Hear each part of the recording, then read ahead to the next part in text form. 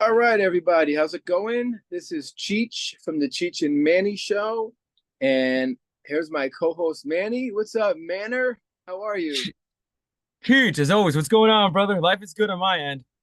Not much, doing good, hanging in there, looking forward to this podcast. Yes, sir. Moving pictures is gonna be it might be I think it might be friggin' 4 episodes, the I, outline I came up with. you know what's funny? To somebody's disappointment, it's going to have to be 5 episodes. We could probably write like 1,000 page book on this album alone. Oh, we could do we can get our doctorate's degree on this album. Oh, You oh, know, forget about it. Amazing. How am I? Am I good on the picture here? Because I know That's I don't want. dude, that is perfect, brother. Try to censor yourself and you're good to Yeah. go. Yeah. So just a couple things. I want to give a couple shout outs. I want to give a shout out to Pottersfield BX, my band. We're going to be playing next Friday at a thing in the Bronx called Live from the Boogie Down. Nice. And it's on 138th Street in the Bronx. I think that's closer to Yonkers.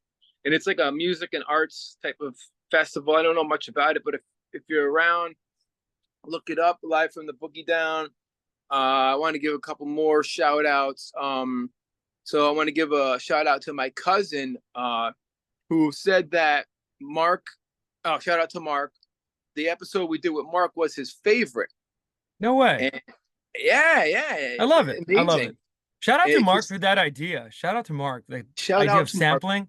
He left me Yeah, thinking about yeah, oh yeah. sampling and its effects. And I know you had a conversation when just a quick shout out to Leslie. He was adding more details. Like I love his perspective, similar to yours. It's like very balanced. Did, did you get my text today about the I, show I Leslie did. brought up? Honestly, we should try to get him on. I think that'll be Oh yeah, really because cool. we won't tell the viewers about that show. But what do you think of that Yeah, concept? dude. Just get excited. If you love, so this was your cousin, Cheech, right? Yeah. Oh, so my cousin basically said that going past Kraftwerk, which I didn't go past, he said that a group called the Shangri-Las, which is Mm, an old world group from the I believe '60s. My dad used to listen to them. They did the leader of the pack. Unfortunately, Twisted Sister covered it, but and they used motorcycles in that. And then walking in the sand, they used seagulls. And this is in the nice. '60s. That's Jan and impressive. Jan and Dean, the surfer dudes, they did car sounds. Right. And the Beatles, you know that song Tomorrow Never Knows? Of They course. use They use they use sampling methods. Yep. yeah, they use a tape Which is loop in really there. cool. Yeah. And that's old school sampling, analog. Like you actually literally got to go in there, snip, Yeah. snip, and start, you know. And they were doing this shit like before anybody. It's That's pretty interesting. you know you know what it is. Just a real quick thing about that is, always pay due to the past. It's not, like that punk wouldn't be that punk if the Beatles didn't do that, or Oh the yeah. Shangri-Las, or Pink Floyd. We missed their sampling on Dark Side of the Moon, for example. Money. Yeah. Yeah. And little spoiler alert, in this album, Rush does some samples. And so another shout out to my good friend Jules East from Jules East Productions. Check out her movie River of Ghosts. You can see the trailer on YouTube. Amazing Wait, filmmaker. wait, is there a link to that, Cheech? I can put it on the comments in the I could description. I could send you the movie. Yeah. Yeah. She's amazing. And I did a promo yesterday for her where I played bass and gave her a shout out. I also played bass. Thank you, Joe Silkman, for having us come up with the idea of me doing some Getty riffs. Really cool. I did a couple of Getty riffs, some Steve Harris riffs, and some rap riffs. Man, you're gonna put that together Yes, and put that sir. Coming in soon. bass and coming soon to a theater near you. Yes, Uh, sir. Shout out to Raphael for giving us the nice comment. I don't know if you saw the newest comment he Oh, gave. no. Yeah, Let me check it out. nice. And And, just FYI for Cheech, for you and our viewers, the episode on grunge should be uploaded any minute now. oh, So, okay. so get Yep. excited. So as we're filming, it'll be up live. So Mark and Devante, thank you for the last episode. We did an interview with on sampling. We interviewed Devontae. Went really well. Yep. And a shout out to my new hero, Rick Beato. Everybody knows Rick Beato, Oh right? no, Rick Beato. He's Oh, yeah, amazing. No, Cheech. You know what's funny? I you may. idiot. I'm a music major. No. Well, that's why I'm a nerd. You know this, and I binge watch his videos. Shout out to Rick Beato. I'll probably like link his name in our this He, video. he's such an inspiration for us. Oh, I mean, amazing.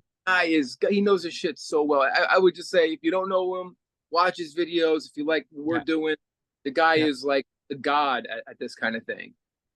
He had So he had wait, Cheech, he had a you shared this video with me via text. He had this great video talking about where the bands are nowadays yeah, and oh the yeah, disappearance of the bands, and I also had a conversation with Gil at the yeah. temple, who we kind of lamenting the death of the band. They're And not. he explains it so well, Yep. that anybody can make, and not to disrespect these people who sit in their No. room with a drum machine that don't know how to play and hit a couple like a keyboard that's G, A, and B, and Right. sing over it, and they put it right to iTunes or Spotify. Not saying that's bad. It's a new way Right. of doing it. My way is getting into a room, breaking up your amp as loud as it goes with four other Rock guys. band. Yeah. You know, like Lemmy said, a small room that's loud and smells like farts and beer. That's a rehearsal That's room. rock. That's rock and roll. That's the way it's done. Exactly. All the But greatest rock bands did that. oh yeah. Um, and those are my shout outs. Any shout outs that you have? Or No, any? I think you covered them all. Just I just want to say thank you to all our viewers, people that comment, and we're growing. We're steady, but We're, we're getting we're there. getting close to 1,000, which is a big fucking Amazing. deal. I That's can't that's believe, that's amazing. Yeah, that's yeah, amazing. for only a month of doing this in total, 1,000 is coming. And Um, I think we have 29 subscribers, I think, or yeah, 30, something like yeah. that. And that's amazing. It's But I love it. look out, Rick Beato. We're coming right. Yeah. We're gonna be right Yes. next to you one day. Yes, sir. You know. All right. So, well, and then we have the grunge. You brought up the grunge episode. The grunge episode is interesting. We had a lot. Me and Manny had a lot of fun. Could be Oh, could be controversial. no, and just as a little aside, Cheech, I'll send you this video I was watching about Nirvana after Nevermind, and you know what? We just speaking about that episode, it's coming out at it should come out around 6 o'clock. It's Uh, processing and uploading on YouTube, but I just want to throw it out there. Cheech and myself don't hate Nirvana. We consider them probably one of the best acts in rock music history. They're really phenomenal for what they were. And also, just want to say that with Kurt Cobain, it's really sad that he was struggling with addiction throughout this whole time. He was screaming for help. mental So we illness. didn't, Yeah. yeah, he was really mentally ill. And I was watching his YouTube video and it was breaking down his also marriage with Courtney Love, which also was a little Oh yeah. problematic. He was a Um, lunatic. Yeah. so, anyone suffering with addiction, get help. But we're not trying Yeah. to trash on Kurt Cobain. We're No, not no, trying. not at all.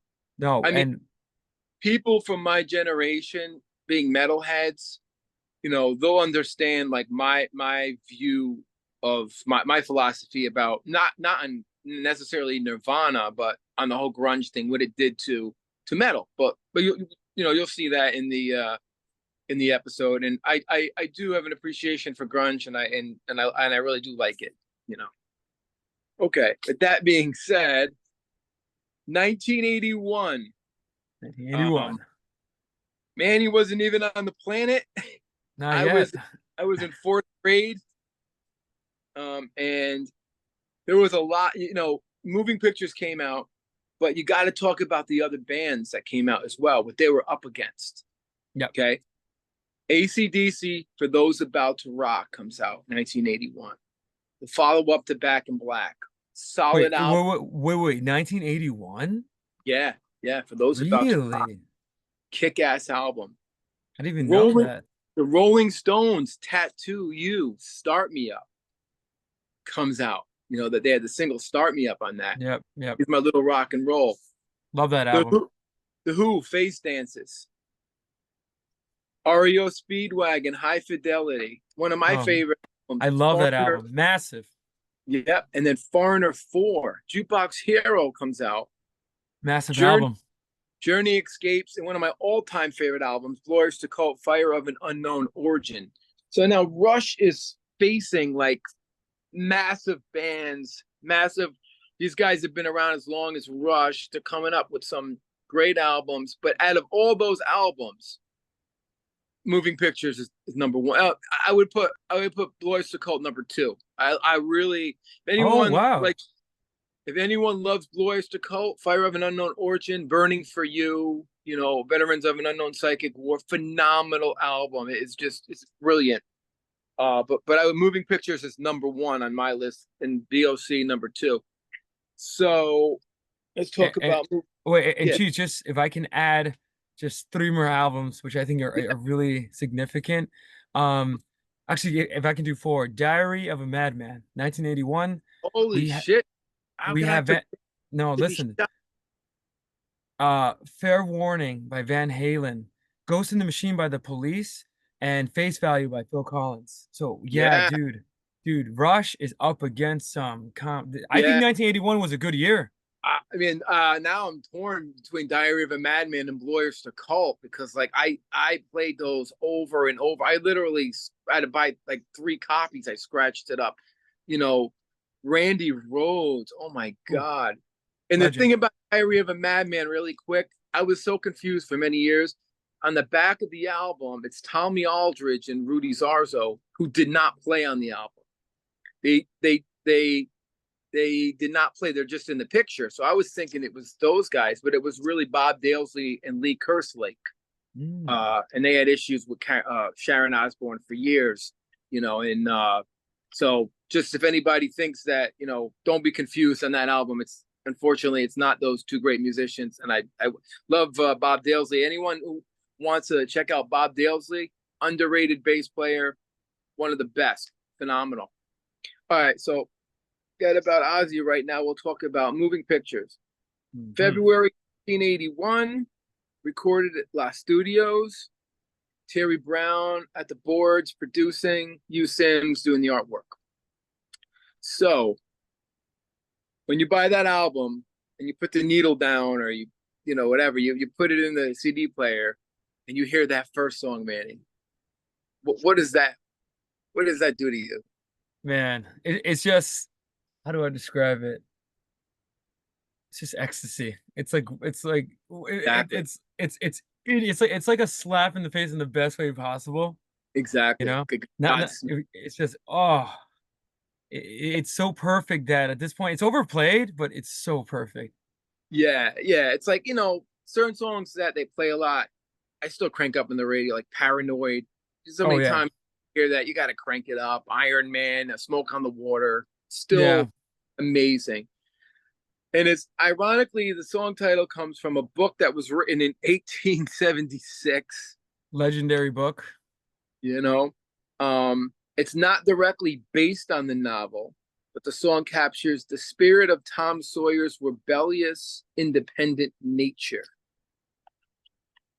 And the themes talk about individualism, embracing one's uniqueness, rejecting conformity, rebellion, challenge authority, uh, freedom to pursue your passion and your desires, trusting oneself, trusting oneself and taking responsibility. So, any comments on that's on some of the themes that I got from that? Yeah, so definitely comments on that. And you mentioned that it's based on the 1876 novel by the legendary Mark Twain, Yes. who also wrote The Adventures of Huckleberry Finn, which I consider these two must reads. So if anyone loves to read, you Yeah. must read these books. Tom, yeah, so they take this character of Tom Sawyer, and he's sort of I like Tom Sawyer. He's sort of like a boy that gets into trouble. He's like a Yeah. rebel. Totally. And just he grows bored with school. He just does his thing, and he also meets the legendary Huckleberry Finn, who will Right. end up getting his own book in the sequel. But yeah, no, I think you hit some good points. So just from a lyrical perspective, um, there's a few things here. Yeah, it's again, Rush. Their battle cry is independence, free will, Hmm. and I love the way that Getty starts singing from the beginning. A modern day warrior, mean, mean stride. Today's Yeah. Tom Sawyer, mean, mean pride, right? Yeah. So, And I you took know, that as a rebel with confidence and independence. oh yeah, You know 100%. 100%. It's like the character that embraces free will from permanent waves and you know goes through life. They go that they he ends up singing, though his mind is not for rent. I love that line. He's not that's amazing. he's Yeah. not bombarded by political ideology. You Yeah. could argue religious ideology, whatever ideology, but he also says don't put him down as arrogant though. And he's Yeah. reserved a quiet defense, writing out the day's events. And what's really great, um, just an aside, the lyrics become more kind of Hemingway, like very simple, very direct, less Well, sort of like what you would find on like the older Rush albums. Neil and Peart's songwriting is just getting stronger. it's funny you said Hemingway because that's what Pert was reading. Besides Twain, Old Man in the Yeah. City, and Yeah, the next after this, Red Barchetta is written like a Hemingway book. The lyrics, the way he yeah, I describes could it. see. And then the last thing, today's Tom Sawyer updates a classic character in the 20th century. Yep. You know? So just talk about the music because you got to talk about the music. And the first thing that always comes to mind for me, well, I'm torn between the na na na na na na na na na na Right. or Right. drum fills. Da na da na. Oh, yeah. So it's like Like dude, the drum it fills, Neil Peart's just amazing. probably the greatest drum fills in history are in that song. I mean, We break, no, break. we talked about like the iconic drum fills and music that everybody knows, like Phil Collins on his song In the Air Tonight. You That that have now. That's like, amazing. it's just these iconic drum fills, and Neil Peart Yeah. has one of the greatest, where he just and then you just see him like, oh, it's just amazing. Keith Moon, right there. Oh, Keith Moon and It Won't Get Fooled Again. Oh, that's Those two nuts that's too. legendary, I think that's where legendary. I think he got his influence maybe from Won't Get Fooled Again with on that kind of I can drum. see that. Keith Moon on acid. You know what I mean? Yeah, Um, and obviously the Moog, the classic Moog. yeah, yeah. Getty goes right into that on the bass, and then Alex is ripping guitar solo. Then they all come back in with the riff leading up to the fill. So I mean, we covered a lot on it. Anything? Oh, here's something interesting. I forgot. Rolling Stone magazine. They probably did this in recent years. Put it in the top 500 most popular, most greatest songs of all time. Yeah, And as they should. probably Maybe it it was should be a little bit probably more five, higher. it should be number one, but it was probably 500 knowing those fuckers. You know what I mean? Yes. But Um, so any just one more, and the music, just the beginning, I think that's a synthesizer, Cheech, where when the song starts out and it's just that like blah, you know, like like once again, I think it's a mini Moog. I think okay, it's a Moog. Once again, I can never find that sound. If anybody knows what keyboard that is, let us know. Might have been a Terry Brown, like a sample. It's almost like a right. like a that. It sounds like something from a video game or whatever. Yeah, yeah. The whole song is also, I should mention, one of the most iconic 80s songs. Like Oh, I feel the song is it encapsulates the 80s. hmm. Like for some odd reason. And it's crazy because this song this is just my opinion, but it's very unique when you compare it to the previous songs before Tom Sawyer, they Yeah, embrace these sounds that they knew were coming. And this is completely different sound and album. In my opinion, this is the greatest produced Rush album, okay, and it's Geddy Lee's, my opinion, greatest bass sound album yeah, ever. Because he uses chorus, he uses a Fender jazz bass as well as a Rickenbacker, which when he mixes tones up, he uses a little bit more distortion than he normally would. So, and overall, it's perfect. Terry Brown, definitely props to perfect Terry song. Brown. It's honestly, it's in terms of rock music, you don't get much perfect in that. And just an Yeah. aside, to make a connection with Tom Sawyer, Genesis will, I think a year prior, will end up releasing an album called Duke, and they also do something similar, where they also embrace the '80s sound. Like Phil Collins was also on it too. He was Oh already hearing these new sounds and evolved, right? Now it's interesting. Rush evolved this way. Phil Collins and Genesis will end up evolving in another way, but yeah, um, yeah, straight from the beginning, you hear like bah, dun, yeah, dun, dun. It sounds spacey, yeah, and everybody is on their game. Everything's tight. Everything is sharp. And the song is like 4 minutes. I wish it yeah. was longer. I got a question on Duke. Is No Reply at All on that album?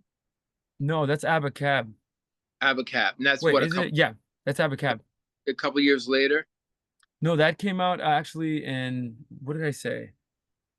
Because I know No Reply at All is your one of your Oh my God! Anyone, do yourself a favor after listening to this podcast. Listen to the bass line by Mike Rutherford and No Reply at All. It is like a friggin' Jocko bass line in a pop song. it's funny, every time I listen to that song, I think of you because then I cannot not hear it. Like I It's hear the bass line. It's strange. I mean, for a pop song, it's like a I bass know. song.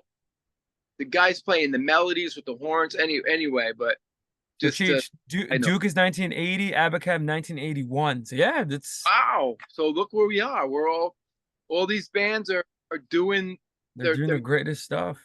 the technology that's out there. I So wonder if Abacab was recorded at La Studios. Probably I was. I can well, let me see. I can actually tell you really quick. No, they actually bought so it says here that the band bought Fisher Lane Farm, a farmhouse in England in Cheddingfold, Surrey. No, Okay. but they kind of did the thing where Rush did in the '70s where they recorded at a farmhouse in England or Yeah, yeah, something. yeah. Uh Rockfield yeah. Studio. Cheech, but I want to ask you a question. Why Yeah, is this song? Well, first, two questions. The first one, yeah. is this the greatest Rush song of all time? And second, why does it have why does it have enduring popularity? Like why do people love it? That's a great question. Even I don't know the gentleman's name at the temple. Overheard our conversation, and he's a young guy, and he knew it. Like everybody knows this song. I can't say it's the greatest Rush song because there's so many.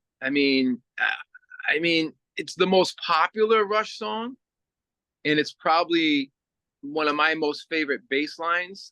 This album might be my favorite bass album, like I said, for Getty. So it's definitely, I put that in there. I think Tom Sawyer just appealed to everybody when it came out. Rush was like, we worked really hard, we're here, and they had the songwriting skills at that level, like on Yeah. a next. Neil's lyrics were perfect. Uh, the musicianship was perfect. The band was gelled 1,000%. They had a lot of gigs under their belt. They're headliners now. Permanent Waves took them there, and now they got this awesome production, and they have a signature song. This is their signature song, like This is their signature. Yeah. let This rock and roll. Deep Purple has Smoke on the Water. yeah. Iron Man. Maiden has The Trooper. Everyone has a signature song, and we've heard them a million times, but Yeah. it always, Oh, Nirvana has Smell Like Teen Spirit. yep, Boston has More Than a Feeling. We can go Yeah, on, yeah. but I would say it just a great song that everybody knows, and it blew up in the '80s. Yeah. So And it's funny, it kickstarts the album and already they're making such a Oh, huge statement, and the song, yeah, no, I would agree with you. I don't think it's the greatest Rush song. I yeah, don't think it's their best. This is probably controversial opinion, but I don't think it now it is the greatest 80s song, and among Rush were building to this well-earned success with Tom yeah. Sawyer. Um, but I don't think it's the best Rush song only because they have so many It, other it's like greater songs. you can't. Like, I can't pick my favorite Rush song. You No, know, no, but it's definitely in the top 10 for me. oh, easily. But it might Yeah. be one of my favorite bass lines. You know that. You Oh, know that. that's like one of the best parts, like dun dun dun dun dun dun dun dun dun dun dun dun, bum bum bum. The catchiness made it. It's so Yeah, catchy. That melody we just hummed is so catchy, and the drum fills in a fucking so radio song. Neil's going fucking crazy, Buddy Rich on everybody. You know? dude, it's crazy how the song manages to be like proggy, like progressive, but Yeah, accessible to such a degree that anybody can listen to it and say, yeah, "Oh yeah, this song rocks. It's so cool." yeah. Let's just say it put Rush on the map for everybody. At this point, Ooh, everybody knew. If you didn't like rock and you just listened to jazz, or if yeah, you just were rap, you know what? Huh, I got I just got a text from Leslie. I got a topic for your show. That's funny. But yeah, Leslie. anyway, so Tom Sawyer rules, man. Great song. We'll go on. I don't know. This is Doubtfire's probably creeping in, and we're only on.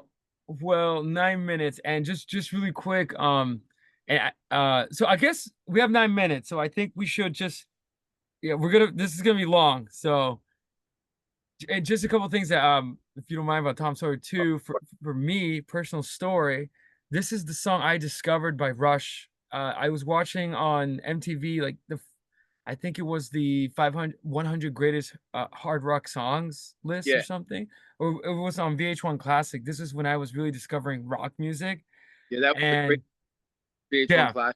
yeah, that was really amazing. Hope I wish there was something that can come back to it because it really exposed me to Well, a there is lot of. TikTok. Oh yeah, Yeah, TikTok. Yeah. that's So why someone has to create it. That's the problem. It might have to be one of us. it's on Um, TikTok. there has to be the That Metal Show on TikTok. Oh yeah, But I saw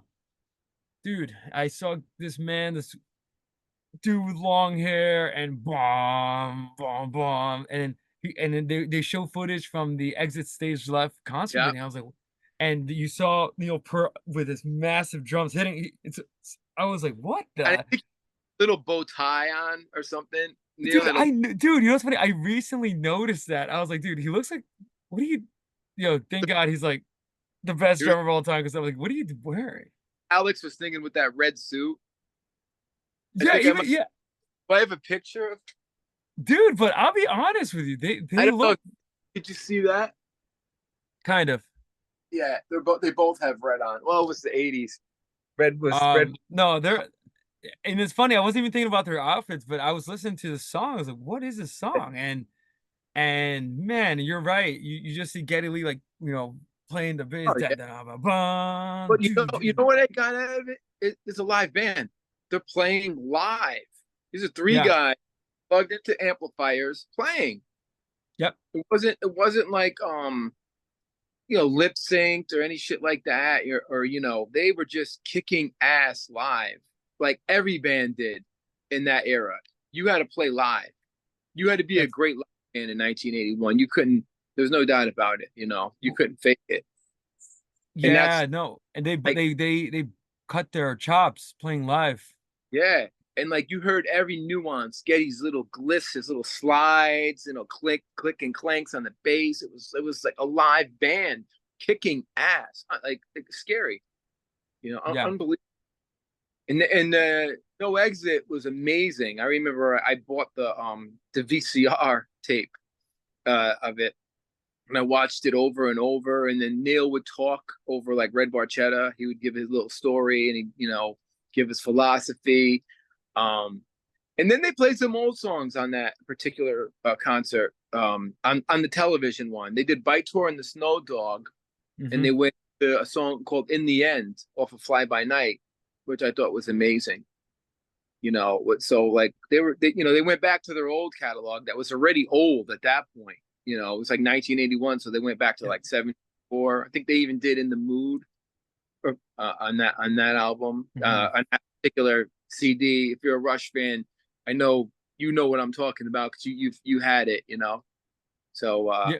No, one hundred but percent. and there was a show called Night Flight, which you probably won't remember, and they would play that concert over and over and over on a Saturday night. I remember watching it with my sister, just in awe. That and The Song Remains the Same were like the two big concerts at that time for me that I would get so excited and stay up all night and be like I was little. I was like 10 years old watching that shit. Imagine being in sixth grade, being exposed to these great bands. Like Dude, I it's can. insane. So lucky to grow up when I did, like, and be into rock music. Like I now, know. No, what would when I? I, dude, I did not have that experience. I had to rediscover all this. Like I I grew up in that era, and that and like, and me and golden age. Silkman was like old enough to go to the concerts and see these bands. He saw Judas Priest at his college. He was telling me. I forgot who opened up. Uriah Heep, I think he told me. So Oh, that's like, amazing. yeah, so like in that era, I mean, I was a little too young to go to concerts, but I would watch them on TV. And like now, what does a sixth grader got? Taylor Swift. You Oh, know, where's the substance in there? no. And, not disrespecting her. I think she's a No, great. no, no. I think Zena LeVay is really hot. Uh, but we won't go there about that. It's just my theory. But what do you get out of it? Like Rick, how do you say his last name? Uh, Beto. Rick Yeah, Beato. Rick yeah. Rick Beto. Beato. Yep. He really ripped her apart. Basically, he's like, "What the hell's wrong with his Dude, lyrics?" no, the problem is that there's a vacuum in music, and you could argue it started like when I graduated high school, this was 2011. If Yeah, you saw what was on the charts, girl singers like Kesha, who yeah. else? Oh, Like, play. Pitbull, and again, no disrespect to these, artists or whatever, but there's Oh, definitely a missing artistic vacuum that you don't find like in the year 1981. Like I can only yeah. imagine if you were young and first time listening to this, you know, I can only imagine the inspiration it gave you. It it blew my mind away. And you got to remember, for me, what do we got? Like a minute, and Miss Doubtfire. Yeah, 3 minutes and a half. So for me, I'm not playing bass yet. And I didn't pick up the bass in 1984. And so I'm like in 1981, I'm 11 years old. I'm probably 10. I was in fourth grade when this album came out. And I turned 11 like that April. So like, I'm 11 years old, 10, watching this shit going. I just love the way it sounds. I don't know. I don't know what a guitar, a bass. I don't know. I Yeah, didn't have knowledge yet. That would come 3 or 4 years later. It just yeah, made me feel good, and it didn't. I wasn't impressed with the musicianship because I was like, I don't know. I'm a yeah, kid. I'm a kid. yeah. I And I then had dude, I had something similar when I first listened to I remember I think it was my dad turned me on to the Beatles. And at that point I was listening to Drake, trap, uh, mumble rap and all that good, this was back then. And I Beatles. So I started listening. So what I did was I download on Spot. There used to be this software called LimeWire, and I downloaded Sergeant Pepper's Lonely Hearts Club oh my, Band. And let me tell you, I listened to it. I didn't know what to make of it because I've never heard anything like it. And for me, it was the beginning of my rock music journey to where I got I got so inspired that I got some acoustic guitars. I yeah, wanted to, that's what be. we should do a show on Sergeant Pepper's, man. I Oh, mean, that's coming. That's one of my greatest favorite album of all time. McCartney's bass work on that, fucking Oh, G, he's legendary. and phenomenal. It's a shame that it was towards the end. Who knows where the Beatles could have gone Oh, into the. I mean, I love all the solo stuff too that they did. I was gonna George, say George because I love. dude, George Harrison's All Things Must Pass, Paul McCartney's Band on the Run and Ram, Oh, John wait. Lennon, John Oh, Lennon Imagine album, and the Plastic Ono Band album. These are wait. just, and even Ringo Starr had a great album. Ringo, Yeah. Oh, yeah, he did. Yeah. it's a great album. What's the like the there would be a bunch of live Wings concerts I would always see Yeah, on it. those are so good. My favorite is, I love this song. I don't know how you feel about this song, Silly Love Songs, Yeah, yeah, yeah. which is my That dad's favorite song, and oh, great song, great song. Baby, I'm amazed. I mean, oh, stunning. McCartney was on it. He was, I think out of I mean Lennon and McCartney, they were just out of the four, they took it to McCartney. the solo stuff. Yeah, And I always have a special prep. Yeah, no, for sure. And I always have a preference for McCartney's, romantic kind of point of views and melodies. He's such a great melody. He knows how to Oh yeah, write melodies. and his bass lines, the way he plays, so Oh, solid. You know, insane. amazing. Especially I think he used the Rick. Was he playing a Rick in Wings? I think he might have been using a Rick. Dude, it was a Rick, and he inspired me Yeah. because I wanted that. Such a cool. I love the look of the Rick. Oh, so it's a great bass. Well, and it's funny. We're probably going to get cut off, but how Getty used the Rick from Getty's evolved with a P bass on the first album, which he cut the bass and he tore it up and he made it a teardrop bass, which was really cool. Which he played once in a while. Then he went to the Rick on a Fly By Night, and he played that till Signals. Yeah, so Okay. Getty. Wait, Cheech. So and just wait, anything else on Tom Sawyer? Um, I think we covered it all. Yeah, I mean, yeah, dude, I want to quote this iconic line from that song. What you say about his company is what you say about society. Catch the witness, catch the wit, catch the spirit, catch the split. So simple, direct. yep, Be genius. a Tom Sawyer modern day warrior. And then nobody was writing lyrics like that. That's Oh another no. thing. You could all No, the that's a bands, great point. that list of like AC/DC, Glorious to Cult was cool with lyrics. They were more esoteric, Yeah, more dabbling into the yeah, esoteric world, not so much occults, but aliens and things like that. yeah, yeah, Um, Foreigner, Jukebox Hero, they were like more telling a story, like yeah, it was more storytelling. yeah. Which is ACDC classic. was just fun, for those about Yeah. to rock. We salute you. Not, there's no Ayn Rand in that. That's just that No, just that just no. not to knock it, but it is an anthem. But at the same time, nobody was writing college lyrics about Mark. I mean, Mark Twain. Who would have ever thought when Mark That Twain dude, lived? that's the thing. Who would think that there'd be a song about Tom Sawyer? And few people like you're in high school, you're forced to read The Adventures of Huckleberry Finn. But I'll Yeah, be honest with you, not much people read Tom Sawyer. Like if we were to take a poll, like let's say at the temple, yeah. very few, if anybody at all, read the Well, book Tom they Sawyer. banned. Now they're banned. They banned a lot of the books. Yeah, For yeah, for different. the language. Yeah. Yeah. But anyway, yeah, no. I've been to Mark Twain's house. You ever been to his house? No, no. Oh How's yeah, that? amazing. It's in Hartford, West Hartford. Oh, that's right, A in little bit of a Connecticut. drive, but his bed is sick. He had this huge bed with all these like wooden carved things, and you know, pretty awesome. Wow. Gotta go. Definitely, just do a road trip. Yes, sir. So the next song uh is very Hemingway influence, but to me, the lyrics are like you're reading a book.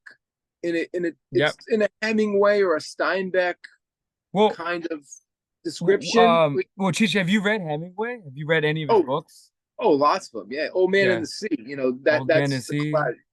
For Whom the Bell This Tolls Room the Bell Tolls. is a I classic. forgot about that one. Yeah, Well, and just from a lyrical perspective, just because you offer that, kind of yeah, perspective, I see it because so just so you can see the comparison. Okay, So from Tom Sawyer, we go from a modern day warrior, mean stride, right? To my uncle has a country place that no one knows about. He says it used to be a farm before the motor law. Okay, just those two lines speak volumes. Oh And yeah, it's sort of that's what Hemingway is also famous. He can, in one sentence, like for example, my uncle has a country place. Okay, he's mentioning that he has this whoever this person is has an uncle. yep, He has a country place, and he even adds that no one knows about. It's yeah, hidden. So he discovers it somehow, and he adds further. It used to be a farm before the motor law, right? yeah, So so much that he's describing in simplicity. So I see the Hemingway, and it yeah, reads like a story. I agree with you. totally. You know, and he got this from an influence, a short story, and I'm trying to find this, almost impossible to find, called A Nice Morning Drive by a guy named Richard Foster. It was published in 1973 in a issue of Road and Track magazine. So it must have been like a car magazine, which, I found Road and Track magazine, but I couldn't find this issue.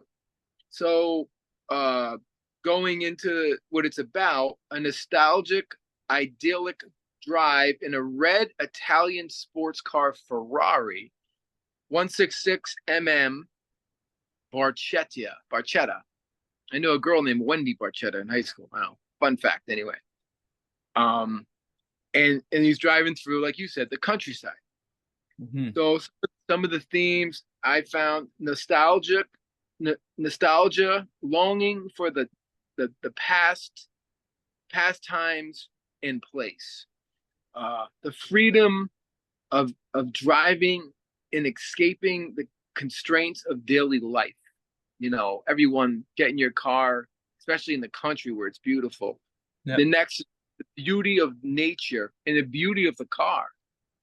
That's a piece of artwork. The car itself, if you think about No, it. no, and that's a fantastic image because I, I I saw a picture of the car, and in my head I can now I visually see it how and it's beautiful because this person discovers this car in his uncle's country place, Yeah, and it's pretty much yeah it's so for a Rush song it's lyrically it's not Rush but at the same it's time it is so it's kind of weird it's like Rush's most poppiest songwriting song style I've ever heard. Like, yeah, yeah. It's they're moving more of a novel. It's a movie, or like a movie, like you're like watching a mini a movie. movie, like a short story, if anything. Yeah, yeah, and that's where you got the idea from. And then embracing simpler, carefree times.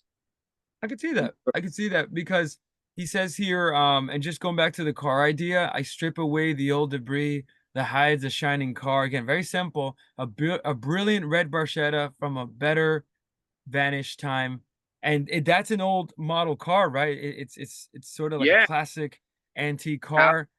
it had to be like from the '60s. I would think definitely. I gotta ask my dad. He would know. Um, Musically, I mean, the first thing I love is Alex's harmonics. Wait, is that the beginning of the song? Like, Yeah. boom, boom. Dude, let me tell you, that song starts. I always think that song is just escalating. It's like boom, boom, boom, boom, boom, boom, boom, boom, Yeah. boom, boom, boom, boom, boom, boom, boom. And then it just when the rhythms, like, Getty and Perk come in. Oh my goodness, that song has so many sort of parts in it, and Oh, it's that's insane. what that's what's brilliant about the song because, yeah, it's just starting with Alex's harmonics, right? Yeah, Like, and Alex is really, he's developing as a guitar player. Like yeah, he's yeah, taking on things that are non-Alex in the past. He's doing like more harmonics. He's just, he's probably listening to a lot of the modern guitar players at that time, like Alan I can Holtz, see that. people like that, and Yeah. Hackett, you know. Um, and my favorite part is when Getty comes in. Getty does a melodic bass solo. boom, boom, boom, boom, you know, like beautiful bass line. Um, and there's a sample in the song, Hmm. and it's of a Ferrari. It's the engine. I have to hear that. I remember you mentioned that. You mentioning that. I And have to hear it. they use a tape loop of a Ferrari, and they use the pitch shifter to make it sound really strong. So Devonte, my favorite sampled song is Red Barchetta by Rush, just to Oh, make that I think clear. I think it's the greatest sampling ever. And you know, intricate musical parts, Getty's bass line, the sample, and then just a tribute to Drive for the sake of driving through the country with a beautiful car, you know? Oh, And, oh yeah. And it's funny, it tells a story, even though it's not overtly obvious, where just skipping down a little bit suddenly, and he used to sing like suddenly ahead of me across the country's mountainside, like leaving. Yeah, dude, Getty, the way he sings these lyrics, like, oh, it's probably one of his most warmest vocals. you can And almost take it and make it an acoustic song. dude, I was gonna say, yeah, It it's beautiful. It's a really, beautiful song, beautifully sung. it's a beautiful song, you know. And my favorite part is when it gets heavy and it goes bow now now now now now. Oh, that's oh yeah. Well, actually, three parts that I love about the song. The first one is the part where it goes then bam bam bam bam bam bam bam bam. It just goes like this nice kind of, I don't even know what rhythm you would describe it. And then it goes to another part where it goes dun dun dun dun dun dun dun. Oh, dude, it just gets It's you just excited. you know, and it, No, and it captures the spirit of driving. I think they did a yeah, good job. and it's so different than Tom Sawyer. I don't know if I got my notes. Oh, here, okay, here it is. So you got Tom Sawyer, Red Barchetta. Then they really hit you hard with Well, YYZ. before you go to YYZ or Then, YYZ, then anything else on Red Barchetta? I think we covered it. You know, it's just Okay, it's I will. I will add it's probably in my top five favorite Rush songs of all time. a way story. You know, the way it's written like a book.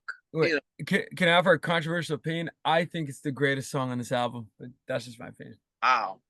Yeah, because it's just I'm I gonna, have a I'm gonna say Limelight is my favorite. which is coming up, so you'll share Limelight, but Yeah, Red Barchetta, man, like it's something about the song that speaks to me. Didn't really know much detail about it until, and then eventually I did. Right, I did know Red Barsh had a car and saw what they were talking about, but yeah, just rhythmically, it has something. It's beautiful, and it's probably one of their greatest compositions. yeah. And it's even better on Exit Stage Left. Like when it's Oh, hot dude. next, Oh to left, gosh. you know. And I, he's like, I, "Here's a song. It's about a car. Red Barchetta." yeah, Red Barchetta. I love it. And he says it's about a car. You know, That's it. That's it. and I'm like, "Oh, that's what that means." You know, when I was a kid, oh, that's what a Barchetta is. I had no idea. So you want to go to the YYZ? Okay, so now can't have a Rush album without an instrumental. So, and actually, matter of fact, just quick, I think this is their last instrumental on any Rush album. No, you know, No, they did. I stopped listening in counterparts. I have to listen to because I kind of with Rush for me, I have to listen to their later albums. So They I can't call myself a have big a Rush great fan. send it to you. It's called "Where's My Thing." I think Okay. it's Snakes and Arrows. It could be, and it's really good, pretty fucking amazing. That Snakes and Arrows is a great album for those of you who might have skipped over it, but has some great songs. Came out like 2008, something like that, maybe. But dude, that's a long time. So they stopped the instrumentals. Yeah, because you know, um, they got more into the '80s and keyboards started to dominate their sound a lot. Not in a negative way. Like you know, you listen to a song like "Big Money" off of Power Windows. It's almost got that Van Halen jump hook, you know, on the Yeah. keyboards. Du- Uh, Dude, it's funny. I was listening to some Rush song. I forgot what it was, and I think of one of my it was some keyboard. Just remember what song it was, and I was with my brother. He thought it was that Van Halen song, 1984. I'm like, nah, dude. Yeah, that was the trend. Like people like Eddie, who Eddie was like people underrated keyboard player. The guy's Eddie Van He Halen really was. He really was. really was a great keyboard player. That solo and jump is amazing. Oh, Uh, phenomenal. but so Getty and people like Eddie would just embrace that new modern. They weren't even Moogs anymore. I don't even know what I I even know what they used. I forget the name of the keyboard in the '80s that was big. Maybe a Prophet or something like that. But so that's where Rush was headed on both Hold Your Fire and Power Windows. And then presto, they let it all go and they went back to the roots, Right. which is a great album too. So YYZ, what does that stand for? Is that the reference to the Toronto International? It's Morse code, right? Yep, the Pearson International Airport Morse code. Which is, at first you may be thinking, wait, what? Yeah, But it actually has, do you know the story? Why? I don't know the story 100%. You know, So just based on this interview I saw, it's because so they would hear it was a sound that when they got to the airport, the Toronto Pearson International Airport, yeah, it sort of they were that sound of whatever it was that um when they changed flights and they would hear, you know how you go in the airport and you hear all these sounds like, probably you like, know, and something like that. And for them, this was I think it was Getty talking. He says they were just glad to be home. So this song is sort of like an homage to Toronto and the airport. So right, right, strange song, but yeah. I mean, in terms of where how it came about. I think it's probably, my opinion, the greatest instrumental of all time. Oh, dude, it's crazy because in 4 minutes and 24 seconds, dude, it's It's a whole musical journey. jam packed. I And it's almost in the form. I try to analyze it, and I'm a little off, but it's not exactly like it. There's forms in jazz, old jazz songs, like real book stuff. If you're a musician from who studied jazz, you know what I'm talking about. There's like ABA forms or AABA forms where you have the like the A section you play twice, you go to a B section, then you go back to the A section. Yeah. This fits in that category, sorta, kinda. That's how I analyzed it. Um, it starts off in an odd meter, 5/4, where they add a beat over the standard, regular 4/4, and that dan and it's real Right. distant and creepy. It's fucking almost like a No, sad, scary, dude. No, dude. It starts out with Neil Peart hitting. Maybe you would know this. It sounds like a bell or something, or a triangle. I think a it's triangle, right? Ding, ding, ding, ding, ding, ding, ding, yeah. ding, ding. And then it goes bam, down, down, and it's in your face, and it It's sounds scary. It sounds scary. very Crimson, very King Crimson. That Yeah, yeah, um, so go, and that's 5/4. Those of you who don't know, is adding a beat. Instead of like 1, 2, 3, 4, you'd go 1, 2, 3, 4, 5. But they just fucked it up and made it insane. You know, um, it got more complex time signatures, virtuistic performance by each member. oh yeah, It blends rock, prog, and jazz. And I just have to, I guess, kind of talk about. Well, let me talk about this first. It became a staple for Neil Solo after yeah. when they put it out and it went live, probably for about a decade. Middle Hmm. of YYZ, he goes right into the solo. And I remember going to the concert and seeing them in '85, maybe Grace Under Pressure. You know YYZ's coming, they're playing it, and then you're just like, oh, I know what's gonna happen in the middle of it. I can't fucking wait.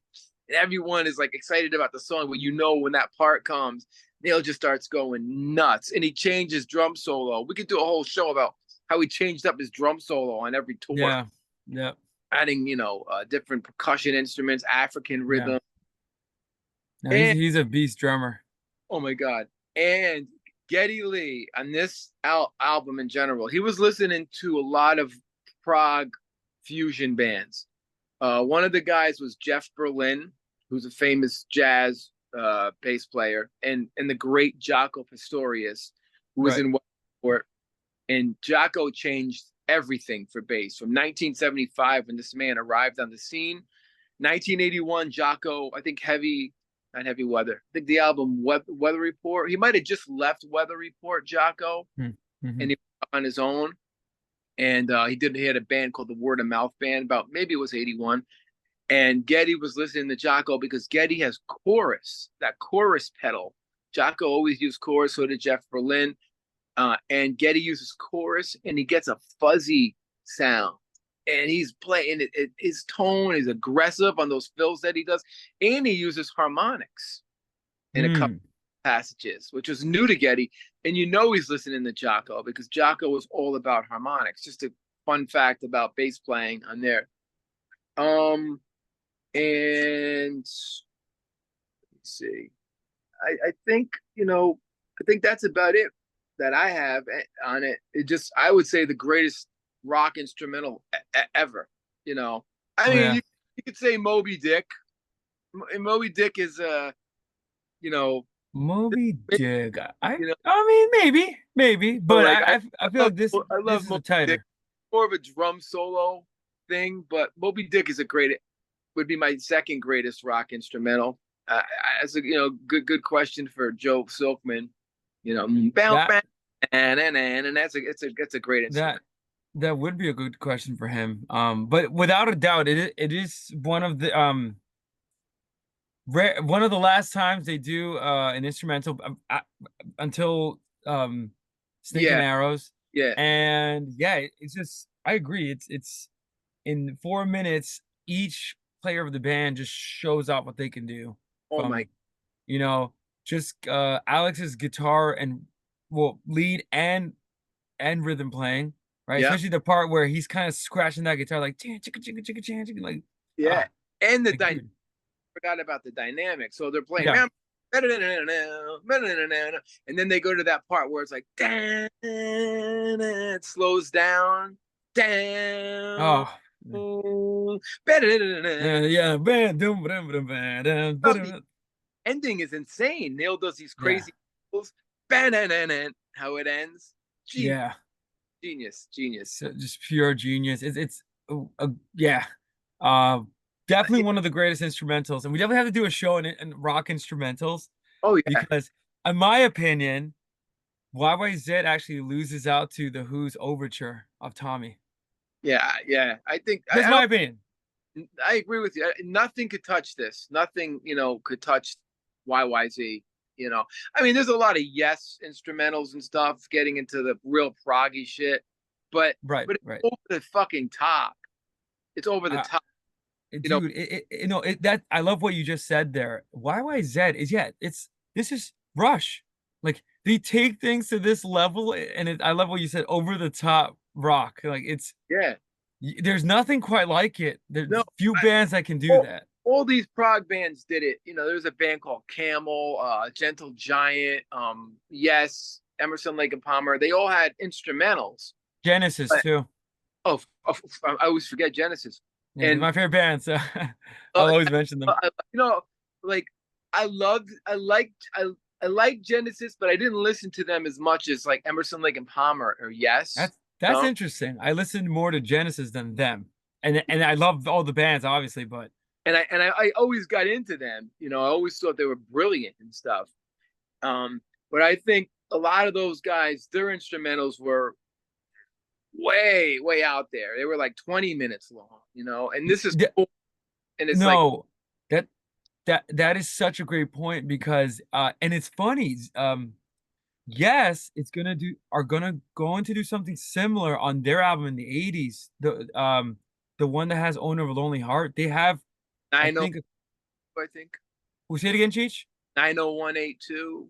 That's the one. They have a couple of instrumentals on that album that are very kind of reminiscent to this, where they're short, They're Mm. cinematic, and just one more thing, YYZ is cinematic. It tells a story without saying much, It really does. It which is crazy. makes you think of an airport, when you hear it in your mental picture, your story, whenever you're Yeah, it's funny now. Every time I hear this song, I think of an airport yeah, yeah, because of what they said. I'm like, oh, I see that. yeah. I could see it. Amazing. And here's another thing. Good luck learning it. I learned it years ago. That's what somebody said You know, in interviews. They said, if you could play any so as a drummer, guitarist, bass player, if you could play YYZ, not make a mistake, oh God, you have made it. I've seen bands do it too. There was a great band called Power Windows back in the '90s. They were a Rush tribute band, and they were doing all this stuff, and they were doing it perfect. I was like in awe. And there was a couple other ones, I forget their names, where they would look like Rush, and amazing. I'm sure there's still Rush tribute bands out there now, but you got to be superior musician to do that. No, for And then sure. I did a lot of Rush songs with bands, and we would spend literally 3 months on the song before we were even going to attempt to play it live.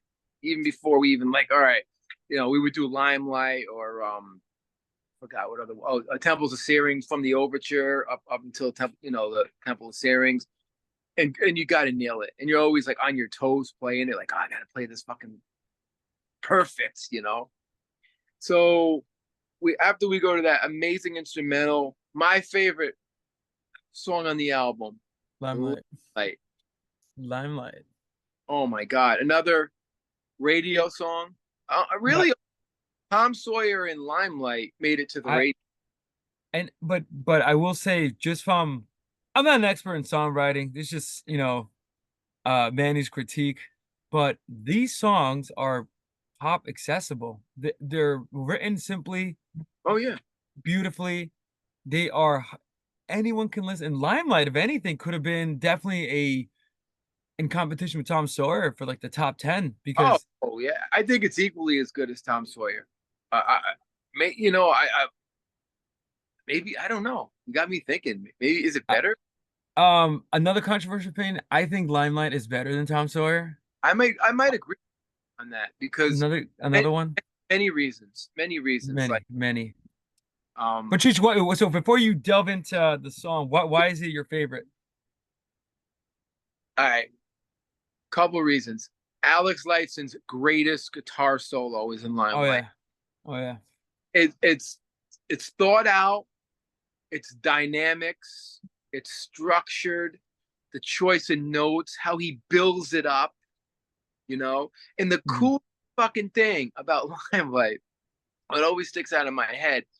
Um, Now the bass, so the rhythm section underneath the guitar solo is so cool how it builds with it. Getty Yeah. starts simple, Nils, simple, and then finally they're just and they're just jamming like crazy. But my favorite part of the song is a weird thing Neil does. He starts bashing on like the ride cymbal at the very end. It's like, and it's so simple, but it sounds so fucking cool, as they end it. So the guitar solo and then the rhythms track underneath it, the bass and drums, backing the rhythm. So Mhm. is what does it for me. And the lyrics, Oh living yeah. in the line, it just sticks in your head. It's Oh, dude, I agree with the lyrics. Like Getty, so I could hear in my head too. He's like living on the lighted stage, approaches, and it's such a great. It's like one of these like great like rock songs. Like, it just makes you feel good. You hear it oh, on 100%. cranking it up. So to analyze it, anything else on that, or I mean, break down my analyzation of the lyrics. Go ahead. Let's start with that. The allure and illusion of fame. Yep, that's classic theme. And I also have the philosophers that he was influenced by and the writers. I put him in another page though, but tension between public persona and private life. And wait, and just pause right there. So it should be noted that this was written by Neil Peart. Yeah, and he is describing his relationship with the audience. So yeah, I don't know if you want to. We kind of touched upon this, Will, where Neil Peart definitely has trouble with fame. yeah. He kind of he's trying he I remember in the documentary he said, it's creepy. He said it's weird how you know He how used people as an example. He said, "I who love Neil in the documentary." I remember he talks about Keith Moon. He goes, "I love Keith Moon. I want to play drums like him, but I never really wanted to meet him." yeah yeah, So which is such a Neil Peart thing. yeah, and I'm kind of like that way myself. I was lucky to meet a lot of famous people by mistake. Right, I going out to meet people. I was lucky by mistake. I met Mr. Billy Sheen, who sent us right. that. Uh, did you see the thing we got from Billy Sheehan? No, I saw that. Yeah, yeah, amazing. Thank you, Billy Sheehan. You are Yes, God. sir. You've been Yes, faithful. sir. Because we may do a Billy Sheehan episode. Yeah. But and we got the props from him. He's like, go for it. Dude, I love it. I love it. Props and shout out to him. But And wait, you so Cheech, you're saying you've met your heroes, so let so me just you get Billy Sheehan opened for Rush too. I seen that, Mr. Big, just to throw that out there. Yeah, like I would never go, except with the exception of Billy Sheehan. He's the guy that I would want to look for to meet, and I met him by mistake. I met him somewhere in a club, and I was like, oh my god, it's fucking Billy Sheehan. I met Roger Glover from Deep Purple at the Temple by mistake. The guy's shopping, and I'm sitting there shitting a solid brick. Roger fucking Glover. Roger Glover. Went right over to him. Nicest guy in the world. We became friends. Whenever he came in, whenever he needed, we actually even hung out and went to Starbucks together one time. The guy that's was cool. amazing, amazing. So I can understand Neil's thing. Like, this is what I don't like about Instagram and shit now. I don't want to Yep. see people, my famous people, eating dinner. I could give a shit.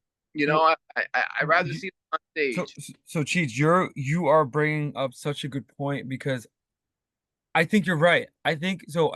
At the one hand, now I wish I was a rock star. Like maybe I might learn the guitar and whatever. And I love fame. Like I love being known. I'm sure you do too because you are a rock star as well.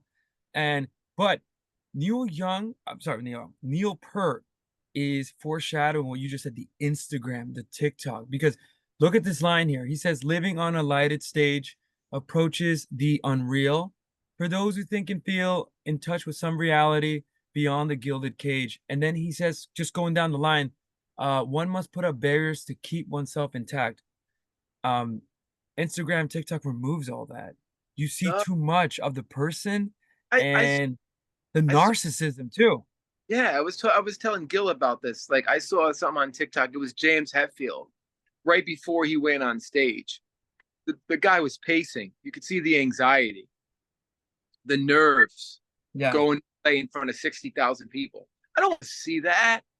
I know. I'm sure Geddy Lee No, and Alex felt that way too. dude, They no, were nervous no, before they played, and maybe they were pacing. You no, know, and dude, just that lyric, living on the lightest stage approaches the unreal, right? So when you're on the stage, right? Like let's say, like my favorite, yeah. So we'll use Geddy Lee's, right?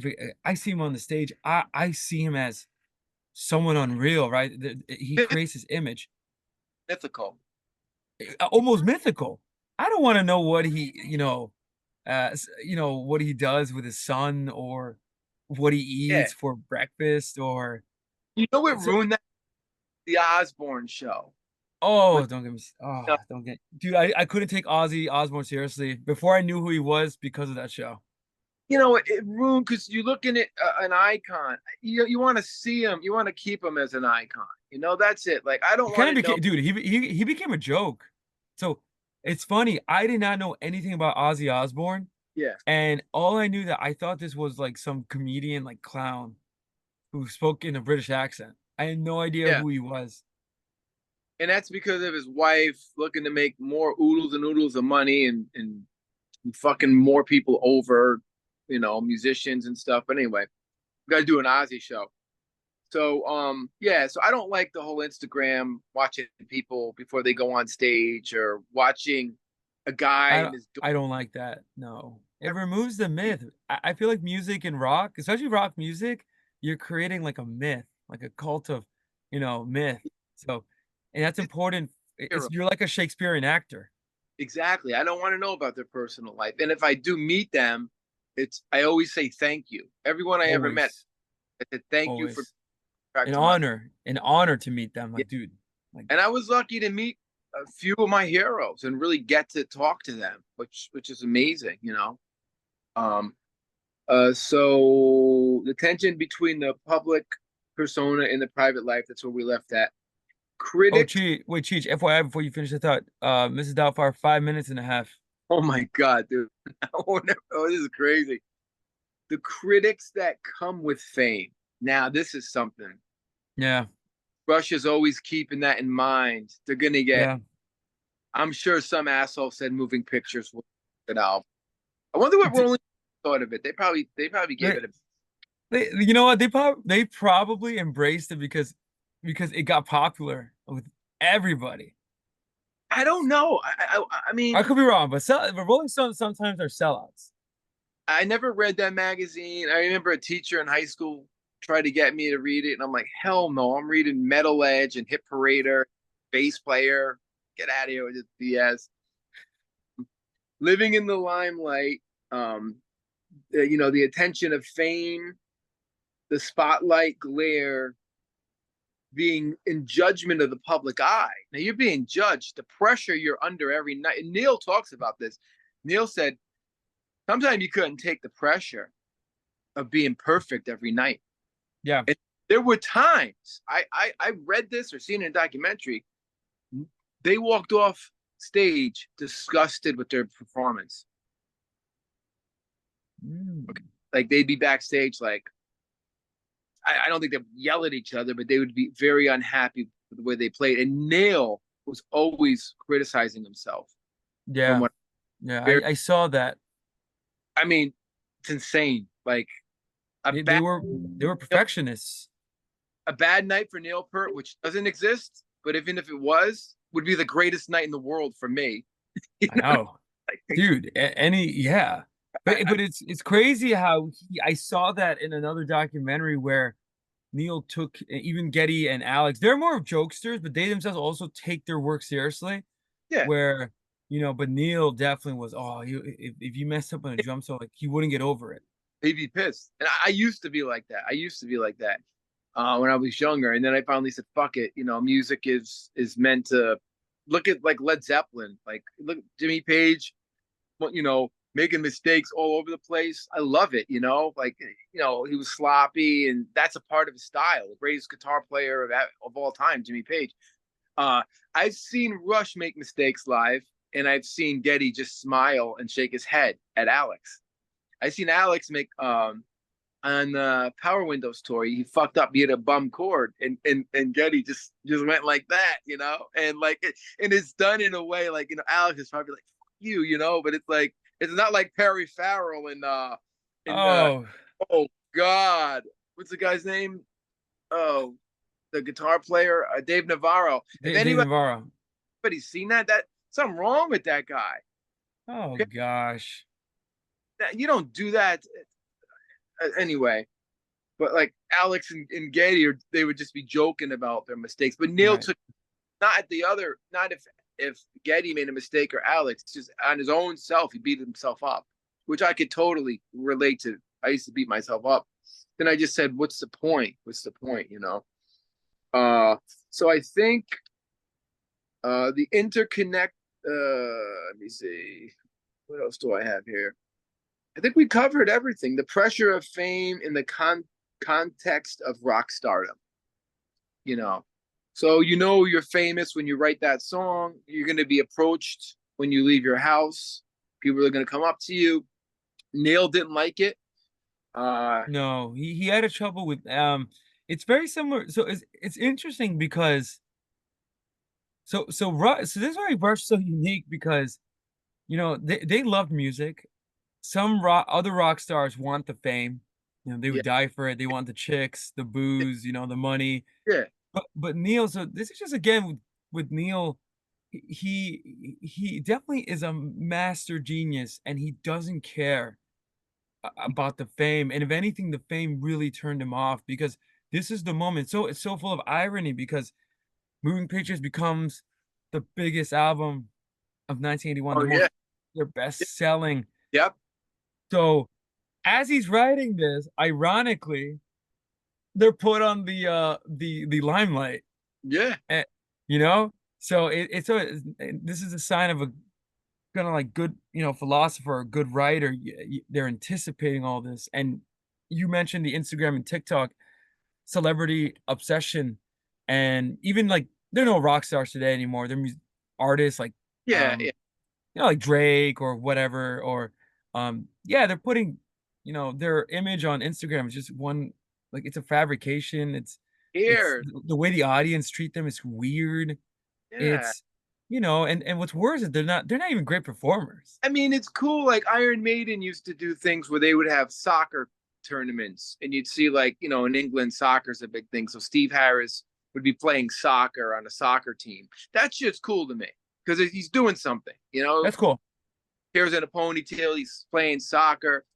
But like other than that, I don't want to. You're a rock god. You're a legend. I mean, even if I met Geddy Lee or Steve Harris, I don't know. Yeah, so like Limelight, is like, if I met Geddy Lee or Steve Harris, my idols, I wouldn't be that kind of person that would like want to like, get in their face or whatever. I'd just be like, thank you for the inspiration, shake their hand, and that's all I would need. You know, if you happen to meet somebody like by mistake and you're your idol, I know a few people that's happened to that have seen there was a rumor Robert Plant was in Greenwich Starbucks. No way. Walked out of there. A friend of mine saw him. Pete Townsend was on Greenwich Avenue a couple times.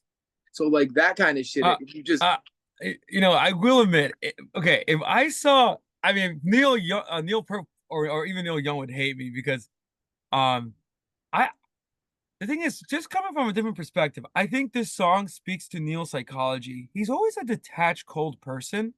Um, and you know, maybe in another episode we could talk about you know, the psychology of the band members and their philosophies because they're yeah, very yeah. different. They're different. Oh, They don't, yeah.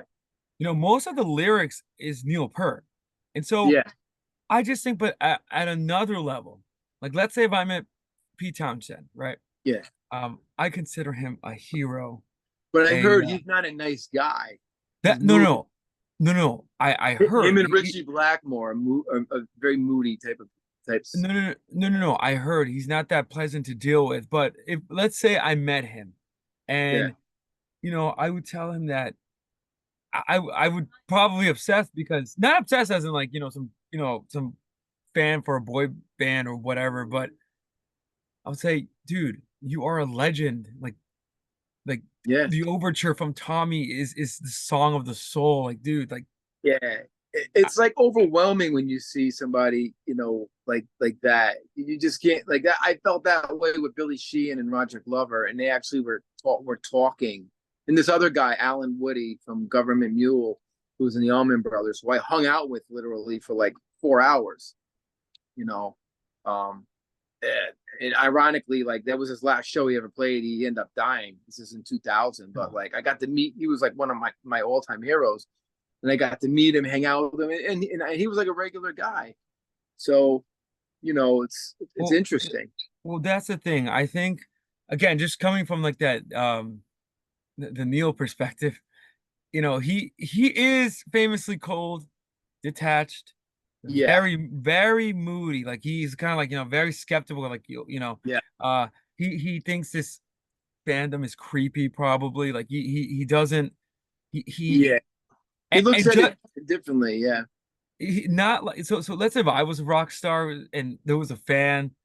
I'm like, what guy? Thank you so much. Like, what do you want? You want me to autograph this? You know, yeah, I'd be a yeah, different type, you know, because I love people. yeah. I see the I embrace. I've done that with, people come up to I, me after a Teach, show. I've seen you. I was gonna say you're very your whole band is awesome. They're Thank I you. know the last time I saw you guys, obviously you're amazing and your singer was awesome. He's like, oh man, thanks, man. Like, he has that great Yeah, voice. Your drummer was awesome, even though he's very like, yeah, very yeah. calculated. The He's a legend. guitarist, Yeah, he's 70 years old, Robbie le Offerman, rock and roll legend. legend. And like, with anybody who wants to talk to me after a show, I'm there. I'm like, what do well, thank you so much for that compliment. That's a fucking honor that somebody's Yeah, watching you and want. Well, I guess when you hit a level like Neil or whatever, and he never after he would bow, what would you call it? he He was never does that. dead. But no, he didn't bow. Only on the last show. That's He right. never does. So it's funny. One of the most iconic things, if you see a rock concert, the Yeah, all the band members will like embrace each other and do like a yeah, bow. He yeah. would never do it. He would just run off stage. He run I'm off like, stage. dude, Like, I'm out of dude, here. my boy will be playing the greatest drum solo, and it just zoom out. He's I'm out going. of He's here. like, I'm out. I'm out. But here's a funny story, really quick. So I'm going to see Rush on Test for Echo, 1996. And my cousin Henry always would talk about the story. My brother-in-law Rob was with me, and we're online. And remember, it was a Sunday. We're online waiting to get in, and all of a sudden, my mouth fucking drops to the fucking floor, and I'm like, "Oh my god!" And they're looking at me like, "You okay?" I'm like, "In front of us is the band Fate's Warning." Now you've heard me talk about Fate's Warning. So Fate's Warning is at a Rush con. It wasn't the whole band. It was a singer, Ray, and the guitar player, and it might have been just those two, maybe those two. And I had met them previously, but I went up to, you know, the singer and I was like, "Hey, just got to say, I'm in line behind my second favorite prog rock band to see my first favorite prog rock band. How is this possible?" And they're like laughing, and they were super nice guys. And we were just talking about Rush, and they were doing a new album. I think Pleasant Shade of Gray, and they're going to record it and stuff. Really nice guys, really down to earth. And I was like, oh, thank God. And this is before fucking cell phones and cameras and all this nonsense. 1996, as you notice, I call that nonsense. But well, we wouldn't be able to do this without it. So it has its place. But that's just my face warning But story. there is a lot of nonsense, though, so you're not wrong. But check out Fate's Warning. I always got to promote that band because they're the Rush of prog metal, in my opinion. So I guess we covered Limelight pretty much, right? That's Uh, anything else? just like I think the song's brilliance is, you know, just again, just one quick thing about Neil. Again, this is Oh, Neil's go. I forgot to talk about this. All the world is stage. Yep. Indeed, indeed, indeed a stage. All the world's a stage. Indeed, a stage echoes Shakespeare's play. The Yep. the aspect of fame and the performer. Yep. That makes sense. But it's Shakespeare. All the world's a stage. When he Yep. starts to talk about that. So here's a Yep. rock song, and they're quoting fucking Shakespeare. Like It, again, who does it? it's a callback. It's a callback also to that live album too, and Yeah, oh and yeah, yeah. That's true too. so It's it's true. like a bunch of callbacks, and they were calling back Shakespeare. And actually, you anticipated what I was gonna say just to end lyrically. The song again, I don't agree much with Neil's. He's definitely a little harsh with you know fandom and stardom, and the whole song is sort of it's sort of a very cold, not critique, but just a man trying to understand, what does it mean to be on the limelight stage. But he ends Yeah, the song by saying, "All the world's indeed a stage, and we are merely players, performers and portrayers, each another's audience outside the gilded cage." So he yeah, ends on an artistic note, and I think there's always that tension between the mythic, stage performer, and between and that tension between the audience. Yeah. Some like oh, as an aside, Kurt Cobain couldn't take it, and if anything, it ruined Yeah. him. Like, Go back, to get into back to the grunge episode, he didn't want fame. Some of the no, guys, they don't want fame. They just no, wait, that's Cheech. why they were placed on Earth. No, no, that's the point because it's funny. You would think one would think, yeah, why would he want fame? Why would he want the money? And why wouldn't you want the attention? But Kurt Cobain didn't want it. Chris Novoselic and Dave Grohl did want it though, right? So there Yeah, was always that tension. So again, Kurt Cobain, true artists, the truer don't yeah. want this fame, George Gold, yeah. you know? And that's the point of the last paragraph, last stanza. And then just a quick note from Neil's book, Ghostwriter.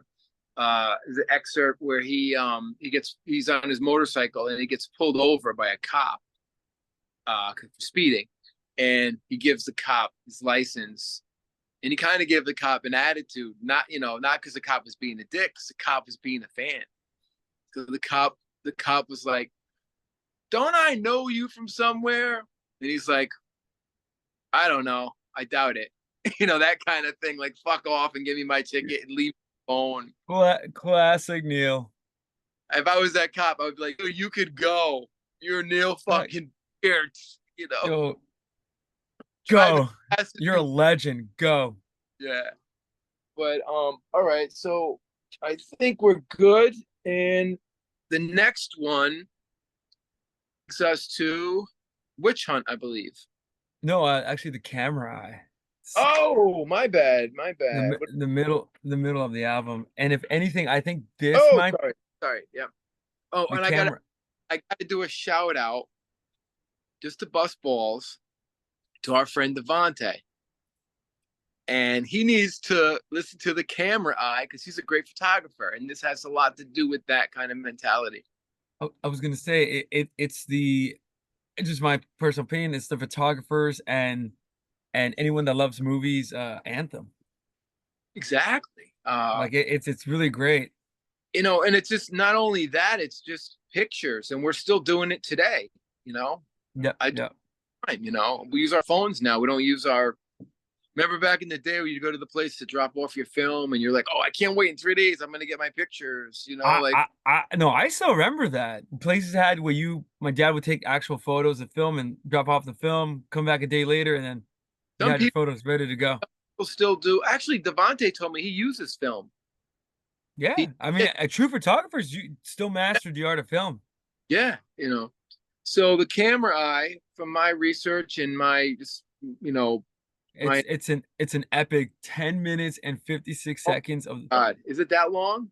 it's a Wow. lot. It's odd because this album, so it has the most accessibility, in any Rush album. Yeah. Because let's be honest, some Rush it's kind of, if you're not prepared for it, it might be inaccessible. It's like some of their earlier stuff. Yeah. The Camera Eye is one of their sort of, I always see it as a callback to long, progginess and Almost hemispheres yeah. ish. Yeah, 100%. And it's not that popular. It's not a Uh, popular. no, I'm shocked. Like, how is it not popular? No one talks about it. What's cool about the Exit Stage Left VCR tape that I had, if you're an old school fan like me, it opens up with the camera eye in the background. The Hmm. music, Neil is talking and Getty's talking over that camera eye. That's what I always remember about the camera eye. So, what can we say about the camera eye? Memory and remembrance through the lens of a camera.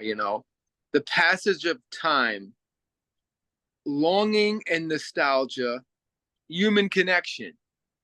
So you're taking pictures of your kid's birthday party, your wedding, your favorite rock concert. You want to have that memory. The lyrics, a person reflecting on past experience, relationship, memories, using a metaphor of the camera eye. I'm sorry, using a metaphor of the camera. to explain, life, 'Cause what is it? Memories. And it takes you back to that exact time. Look at a picture of yourself when you're 4 years old or 10 years old or whatever. You go, oh, yeah, I remember when I was with Santa Claus in that picture. You know what I mean? So there's a huge memory thing with that, I think, with the camera eye. From the, and then the perspective of the guy taking the picture, the photographer, he's an artist. He's trying to, if you're a real photographer, some of the greatest, like Rolling Stone, not to bring them up, but like they're was it Leibowitz, the famous photographer, Annie Leibovitz, I Hmm. think. That's an art form to catch a performer, Pete Townsend doing his thing, jumping, to catch that in the moment, that photojournalistic Yeah. approach. Or there's some iconic pictures of Hendrix on stage, so that's a total art, the camera eye. That's just my opinion on it. So you're looking at both ends, the camera and then the person through the lens is experience. Makes sense, I think. Yeah, 100%. I think you covered it. It's interesting because the song also within the song it talks about, well, it must be Per's experience of this, right? He's the camera eye. Yeah, He talks about the streets of New York and then London. So it's yeah, kind of like the song's in two parts. yeah, And it's interesting because so at one level, right? So I always thought before like analyzing the song, and I agree with you, it's the camera eye, as you can see the moving pictures, right? yeah, Um, so before I looked into the lyrics, so when we kind of, I love what you said about memory because our camera eye, right? We using light, we capture kind of like images and we yeah, store them as memories. Cameras do it now with photographs, right? So they're actually physical memories. And yeah. then you can make these memories move through video cameras. So all these sorts of camera eyes, right? And but just look at the lyrics. He definitely talks about, comparing two cities, London and New York, which is Yeah, kind of interesting. And I read somewhere you also sample some, if you in the beginning of the song you hear like city noise or right. So so yeah, again, they're another case of sampling. yeah. So Oh, Devontae, gotta sample this song now. Get added to your list. Rush is definitely the most sampled band. Forget. Oh, far none. Far none. And and again, and the song. So that's lyrically, right? And it's a great song. And it's actually, it's many levels. There's the I would say like the subtext, which is what you just described with, Yeah, camera eyes, both the actual eye and then the lens, right, which acts as the eye, and you're pointing, the person pointing, is pointing at something, and catching a moment in time. yeah, Of, yeah, and especially going back to the World War II photographers. oh That yeah, those famous pictures where the soldier is kissing the girl or hugging her, like it was Time magazine. Like those guys are like 100%. art, photojournalism. I don't even. I was talking to Devontae. I don't know if that exists anymore. Like he was saying it's not a thing anymore, photojournalism, which I think it's a beautiful. Um, no, it's still a thing. The only problem is that now the cell phone makes everybody photographers. Exactly. But actually Oh, AI actually may affect this, but everyone's a photographer. Anyone can capture a moment with ease, and it it, rivals some of that old stuff. it That's the looks. thing. Yeah. That's the thing. But the difference is there is skill. So the camera eye, there is a skill that you do have to learn. Because, for Yeah. example, now I consider myself an amateur photographer, not at the level of using DSLRs. Like I love being simple, cell Yeah. phone and stuff. But I noticed some people cannot take a good picture. They No. don't have the camera eye. They don't have the Hmm. scope. And I love movies, so I always see things in cinematography where I like to set up shots. I learned this from my dad. He was obsessed with setting up shots for Oh like yeah. family photos or whatever. And yeah, and I think this song is like the anthem for that because the song describes what seems to be what the camera eye is capturing. It really is. Definitely And just to is. quote a line, look at this. Just imagine being in New York City, look up at the high-rise, skyscrapers. The buildings are Yeah, lost in their limitless rise. My feet catch the yeah. pulse and the purposeful stride, right? And he's just describing what am I seeing with this image? I feel the sense of possibilities. I feel the wrench of hard realities. The focus is sharp in the city. All right, so great song. It's amazing, and you're right. It's not one of their popular ones, but it should be. And I don't know why. It just took a backseat to Limelight and Tom Sawyer. That was Well, a great. no, well, I think we know why. Because think about it, any any song with any album with Tom Sawyer, Yeah, oh yeah, and at the point, I think people were maybe getting bored of the long jams, long oh yeah, jammy. that was out Yeah, 1980. That was rare. yeah. Back And because just there's no more long songs. That's after the camera ride. There's no more long songs for Rush that are no, minutes. no, You know. no. The longest they go is maybe 5, maybe 6 minutes, but Yeah, nothing they 10 went minutes, Wes. normal song formula. Yep, Might have fucked up the arrangements and made them Rush arrangements, but they, in their own way. That's what I yep. love. But yeah, again, like you said, I like what you said. Everyone's a photographer. Everyone's a fucking model. Everyone's Oh, something. You know, don't get me started. no, there's no. I don't know what's the word I'm looking for. Like back in Mystique, etherealness. That yeah, you would it would be fun to bring your film to get developed. No, as an aside, do you know the album cover for The Clash's London Calling, that iconic cover where the Smash. guy is smashing his. See, now anyone can capture that moment on their phones and film it. No, That's why so it's not exciting anymore. I know it's sad. It's sad. And you see all these girls modeling or whatever. You're not, freaking Marilyn Monroe. You're not Bo Derek or Farrah Fawcett that was hanging on walls in this room, or Heather Thomas, Sandy Korn, all these hot chicks. It's just we won't even go there. And No, I want to live like Grizzly Adams, man, in the mountains. there's something beautiful and blissful about simplicity, I think. You And know, it's not. It's sad. It's not going coming back to going back to Red Barchetta, I discovered a car in my uncle's, farmhouse. back. And it's not. And simplicity's not coming back, man. It's getting more and more complex to like. You would have to learn how to find it. I think in So, the future, your cell phone's going to be attached to your brain, like in oh, dude, 500 years from now. It'll be a part of our bodies. It'll be like dude, they're gonna install a microchip like right here or like right here, and you won't even need your cell phone. It'll just oh be. no, no, you'll see it through now an artificial camera. they're- And we talked about this. They're doing it now. We talked about a certain thing, which, hey, and that's not a bad idea. I don't know. Ooh, like the possibilities. Inside joke between me and Manny, but use your Yeah, man. not gonna share for the kids. Oh, So and now so Cheech, so since you're the musician, speak yeah. musically of the song. Oh, it's phenomenal. It's a keyboard song mainly. What your hands down. That's what I love about it, by the Yeah. way. The The drums are, they're great. It's not like Tom Sawyer. no. The bass is great. The, Not well, not like Con- the drums standard rock, like dun, dun, yeah, like it's it's good.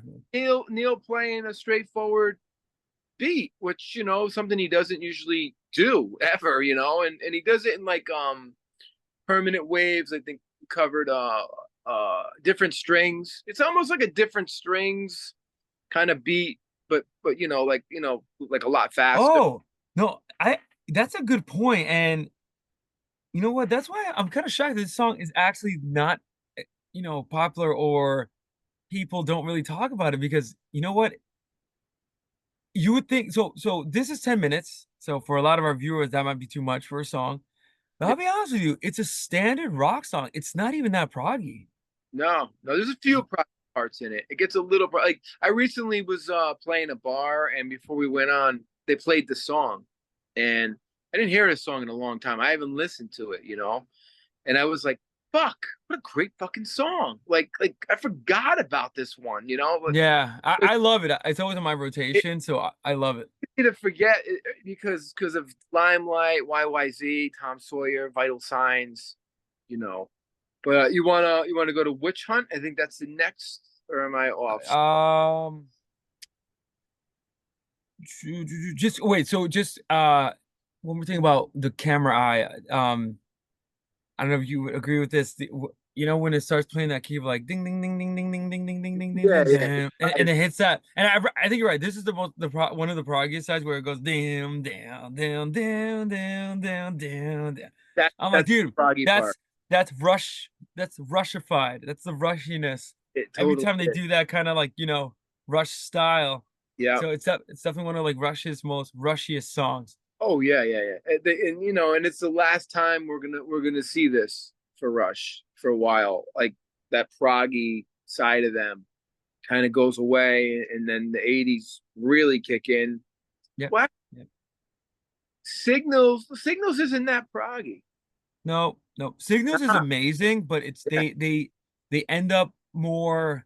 I kind of describe it as like a warmer sound. Still rock, yeah. still And there's at still that keyboards. reggae influence, like New World Man, reggae Yep, influence. yep. And they Uh, continue that on Grace Under Pressure. Just lyrically, it just gets a little darker.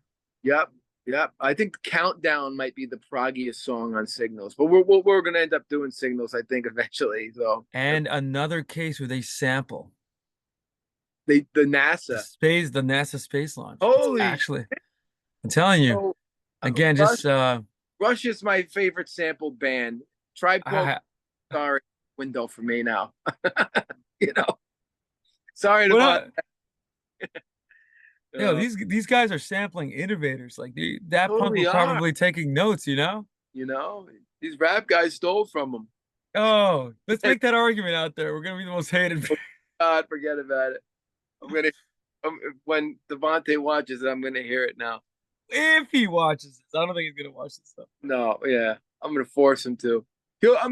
My goal in life is to make him a Rush fan and have You know, him, you know, you know what it is? I think he's a closeted Rush fan. Like he won't admit it out of pride, out of yeah, mean pride. But yeah. He's he, some respect in his head, I think. So, you want to go to Witch Hunt? I don't know where Mr. Doubtfire's we're creeping. good right now. So Witch Hunt, and if you don't mind, like I want to share a story with this song. Oh, Uh, you have a great story. Yeah, yeah. So okay. great, So great teacher, man. I'll tell you. no. So I wish I remember his name. It's a shame because okay. So I think it's 10th grade, either 10th or 11th grade. I'm in high school.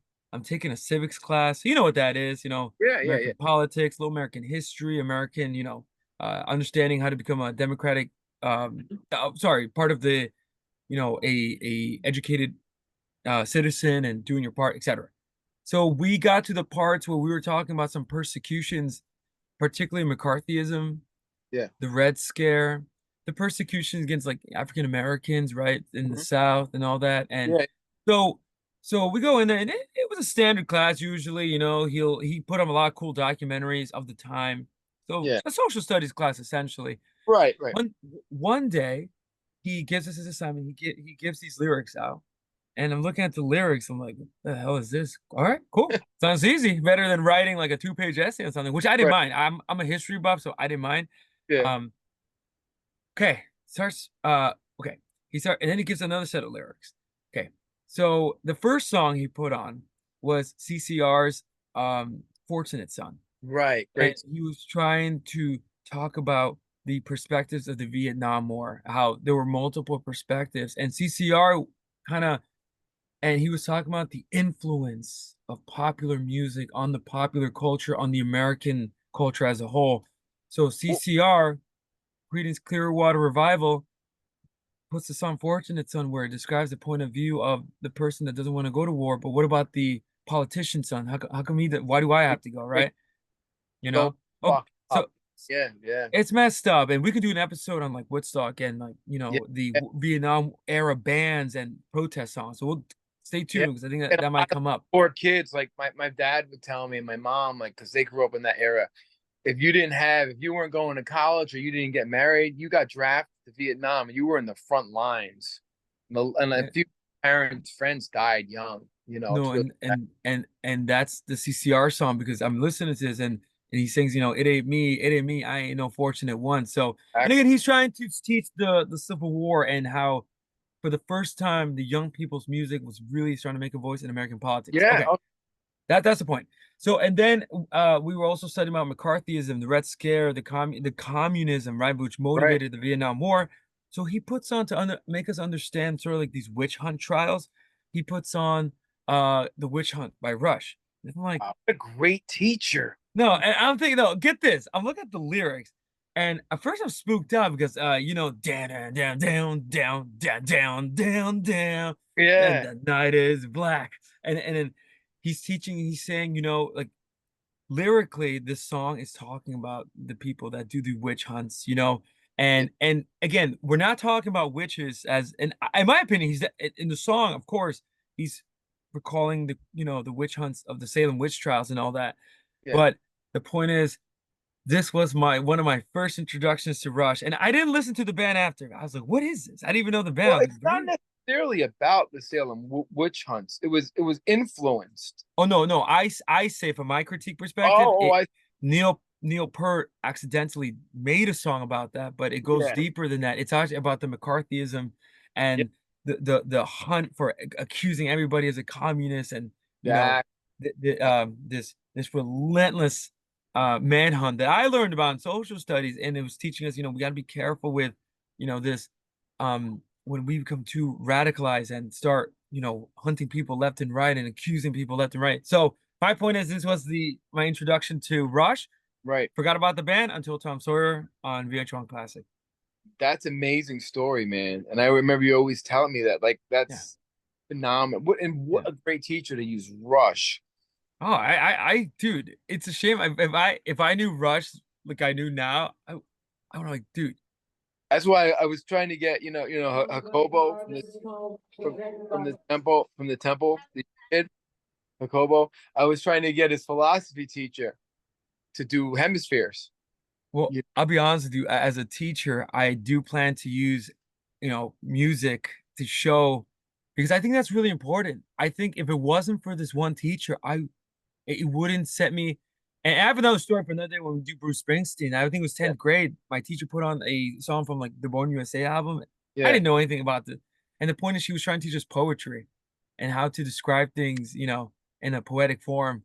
So And you're learning I, poetry. You're getting great music. Bruce yep, Springsteen, yep, The greatest American performers. You know what I mean?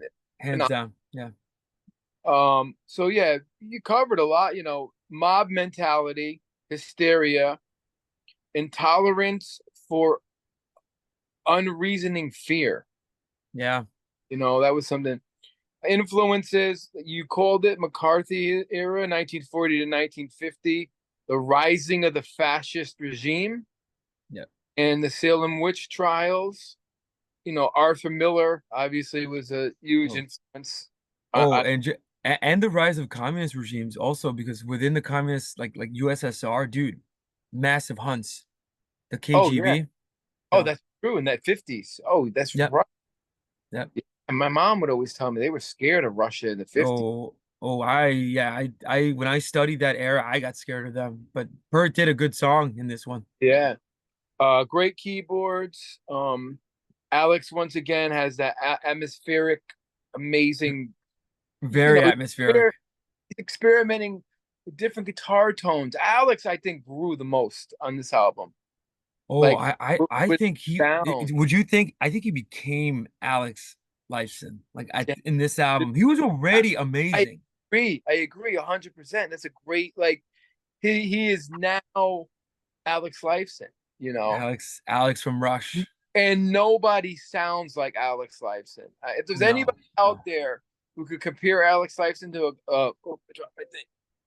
Anybody, write it in the comments because there's nobody that I could. I don't think Alex Lifeson sounds like nobody. You No, know? he's unique and he plays two roles, and you probably know more on this. He's a lead guitarist and rhythm guitarist. Oh yeah, yeah. That's a very unique kind of And you know, there's another band from Canada. I think I told you about Triumph, and they were on Rush's coattails, and they're a brilliant band. Rush opened the door for them. They came out probably the late 70s. Power trio from Toronto. Uh, Not progressive, more like just great songs like Boston. But their guitar player is a virtuoso like Eddie Van Halen. And I would hear a little bit of Alex in his playing. I would definitely think Rick Emmett is his name, who's influenced by Alex. Um, but I don't think anybody sounds like Alex. Amazing. So what else do I got for this song? Cheech, we kind of talked about this at the temple, I think, but dude, it kind of sounds like Black Sabbath It from does.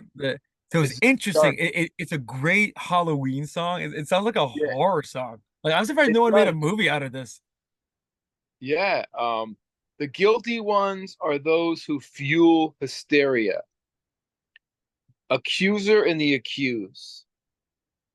You know, Underrated song. Once again, it should have been a bigger song. But and for Rush, it's a dark song. Like you said, it's Oh, like they well, don't I was they don't gonna. they don't get dark. They don't get dark, Rush. No, no. And when they do, It's we kind of dark. mentioned it with the beginning of YYZ, which is kind of spooky, Yeah, right? Like, down, down, down, down, down. It's kind of weird. yeah, And Witch Hunt, they get both lyrically dark yeah, and musically dark. And yeah. in my opinion, they don't get to this level again until this is my Counterpart. opinion, but yeah, Yeah, yeah, I agree. I think yeah, like because that dark they everything. blended in the grunge. They knew how to pick up new sounds, new music genres, and apply it Yeah, where other bands couldn't. That's why those other bands could make it in the grunge era that we talked about because they just yeah, got plowed over. But Rush didn't. yeah. Like Rush, we didn't even talk about how Rush made it through the whole '90s without No, they they did had because they had so much artistry. Like they're not hacks. Like they're one of those timeless bands. yeah. Like they're Their so career timeless. dwindled like say Iron Maiden's career dwindled in the '90s. Yeah. They had a different singer, but Rush just kept getting bigger and bigger and bigger. Do we have time to talk about vital signs? 3 minutes and 30 seconds. Okay, then maybe we'll save it. Yeah. Let me Okay, we'll pause here. And I guess so far, let, so let me just bring up a couple names that he was reading about. John Paul Sartre. We talked about this at the Temple. Heidegger, Nietzsche, Hemingway, Carl Jung, Mask or Persona. I could see that. He was I reading could that. I could see that. Nietzsche, Will to Power, Ayn Rand, Atlas Shrugged comes up. Of course. Objectivism, Of Hemingway, course. Old Man in the Sea. Um, uh, Joseph Campbell came up. A I could see hero's that. journey. I could see that. You But totally see that. it's interesting. You mentioned all these books, and don't get me wrong, these are brilliant, but they don't really make their way on this album. They would have made their way if they made another Hemispheres or a Farewell to Kings or Permanent Waves. Um, like some themes came in, but I think Neil is a has always been a famous. He's known as a professor. He's always been Yeah, a very proactive reader. He's not like me. Like I'm reading books of philosophy right now yeah, and like yeah. theology and all that good stuff. But this, I don't know. Like I, with a few This, exceptions here and there.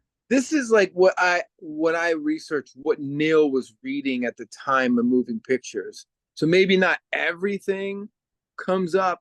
Definitely, I would say, Ayn Rand is always there. You know, Oh, hands down. I think uh, that.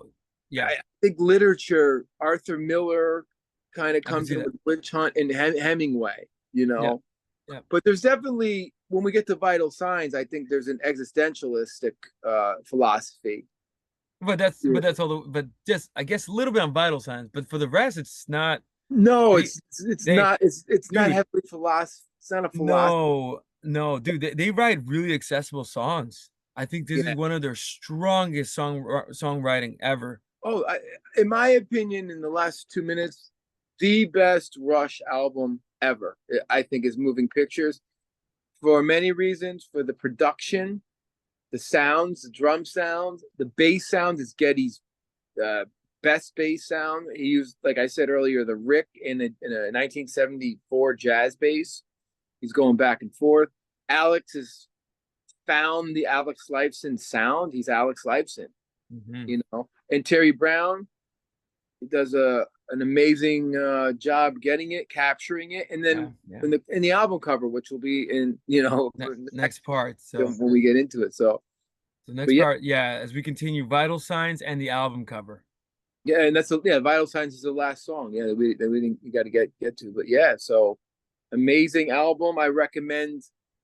I mean, you could start with this album with Rush. You don't even have to go Yeah. back. You could just start right here and then flip around, go backwards, go forwards.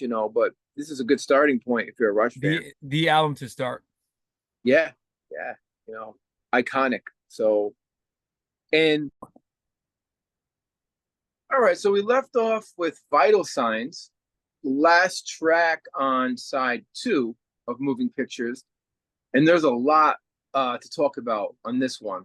There is, I mean, where do you want to start? You want to start with the song and then get into the philosophers, or should we get into the Well, philosophers first?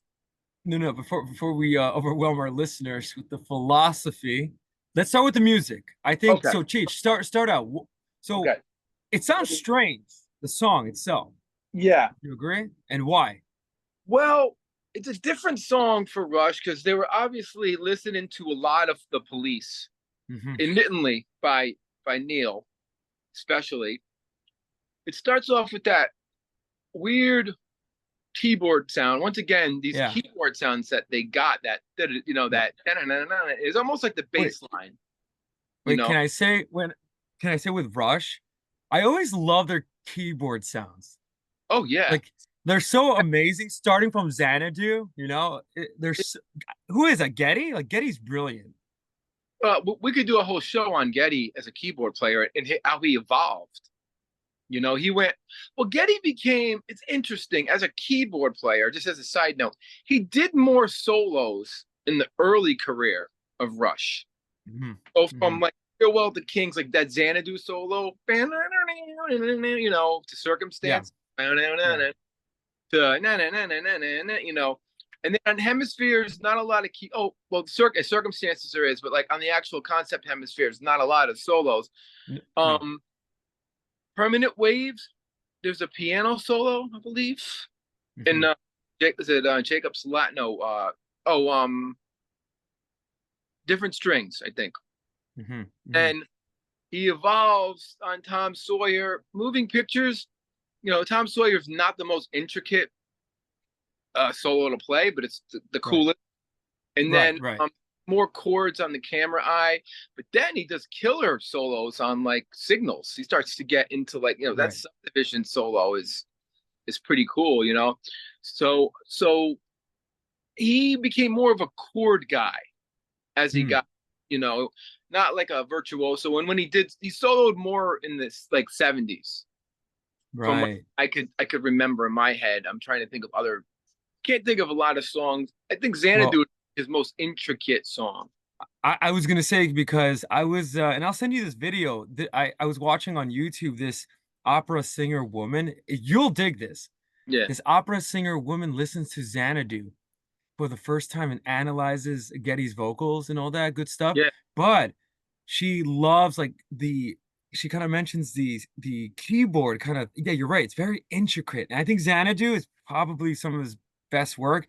And I agree, he goes more. Now I'm not a musician, so this is just from a fan perspective, but you know, when I think keyboard solos, I think Tony Banks from Genesis. Of I course. think I think Yes as well, that Oh, famous keyboardist. You Rick know, Wakeman, probably right, there him. we go. Uh, Legendary. well, Yes had three keyboard players. They had Tony Kaye, Patrick Moraz, and Rick Wakeman, but no one's like Rick Wakeman is like Rick Wakeman could have been in an orchestra. He studied at the famous school in London for music. He said he's a classical pianist. Mm. And then you have Keith Emerson, who's the greatest, I was gonna say, and of not the course, great. keyboard player in rock history. Then there's Yeah, of Rick, course, Emerson. and then you can't forget John Lord from Deep Purple, who also comes from a classical No, Cheech. I literally blues was gonna and mention blues Deep background. Purple too. No, I And literally was gonna mention Deep Purple too. I think John Lord is probably the perfect keyboard player because he doesn't Wait, overplay. wait, Cheech, he plays on Child in Time? Yes. Oh yeah, That's yeah. him. Oh yeah, so that's brilliant. Yep. So he's like there's a song called No No No. It's off. Is it off Machine Head or off of I think it's off Fireball by Deep Purple, and yeah, it's off Fireball, and it's one of the greatest buildups of a keyboard solo ever. John Lord is my top three are Wakeman, Emerson Wakeman, and John Lord. And And, if for a blues keyboard player, Rick either. Getting into the blues, like I always like that Hammond sound, mm-hmm, or that mm-hmm. blues Hammond sound. So, uh, but And keyboard fun. Like for me in my band, like I've never whenever I had a keyboard player, I always I didn't like it because it took up a lot of my space. You know what I right, mean? right, But right. recently, I found the greatest keyboard player, and he's a famous guy. His name is Jim Wacker. He plays with Chubby Checker. And at the Joey's jams, he sits in with us. You could see the Pottersfield videos. He's the greatest keyboard player I've ever played with. Check out Jim Wacker. He's the leader of the Chubby Checker band, the music director, probably the greatest musician in Westchester County. He's Mm. phenomenal, Jim Wacker.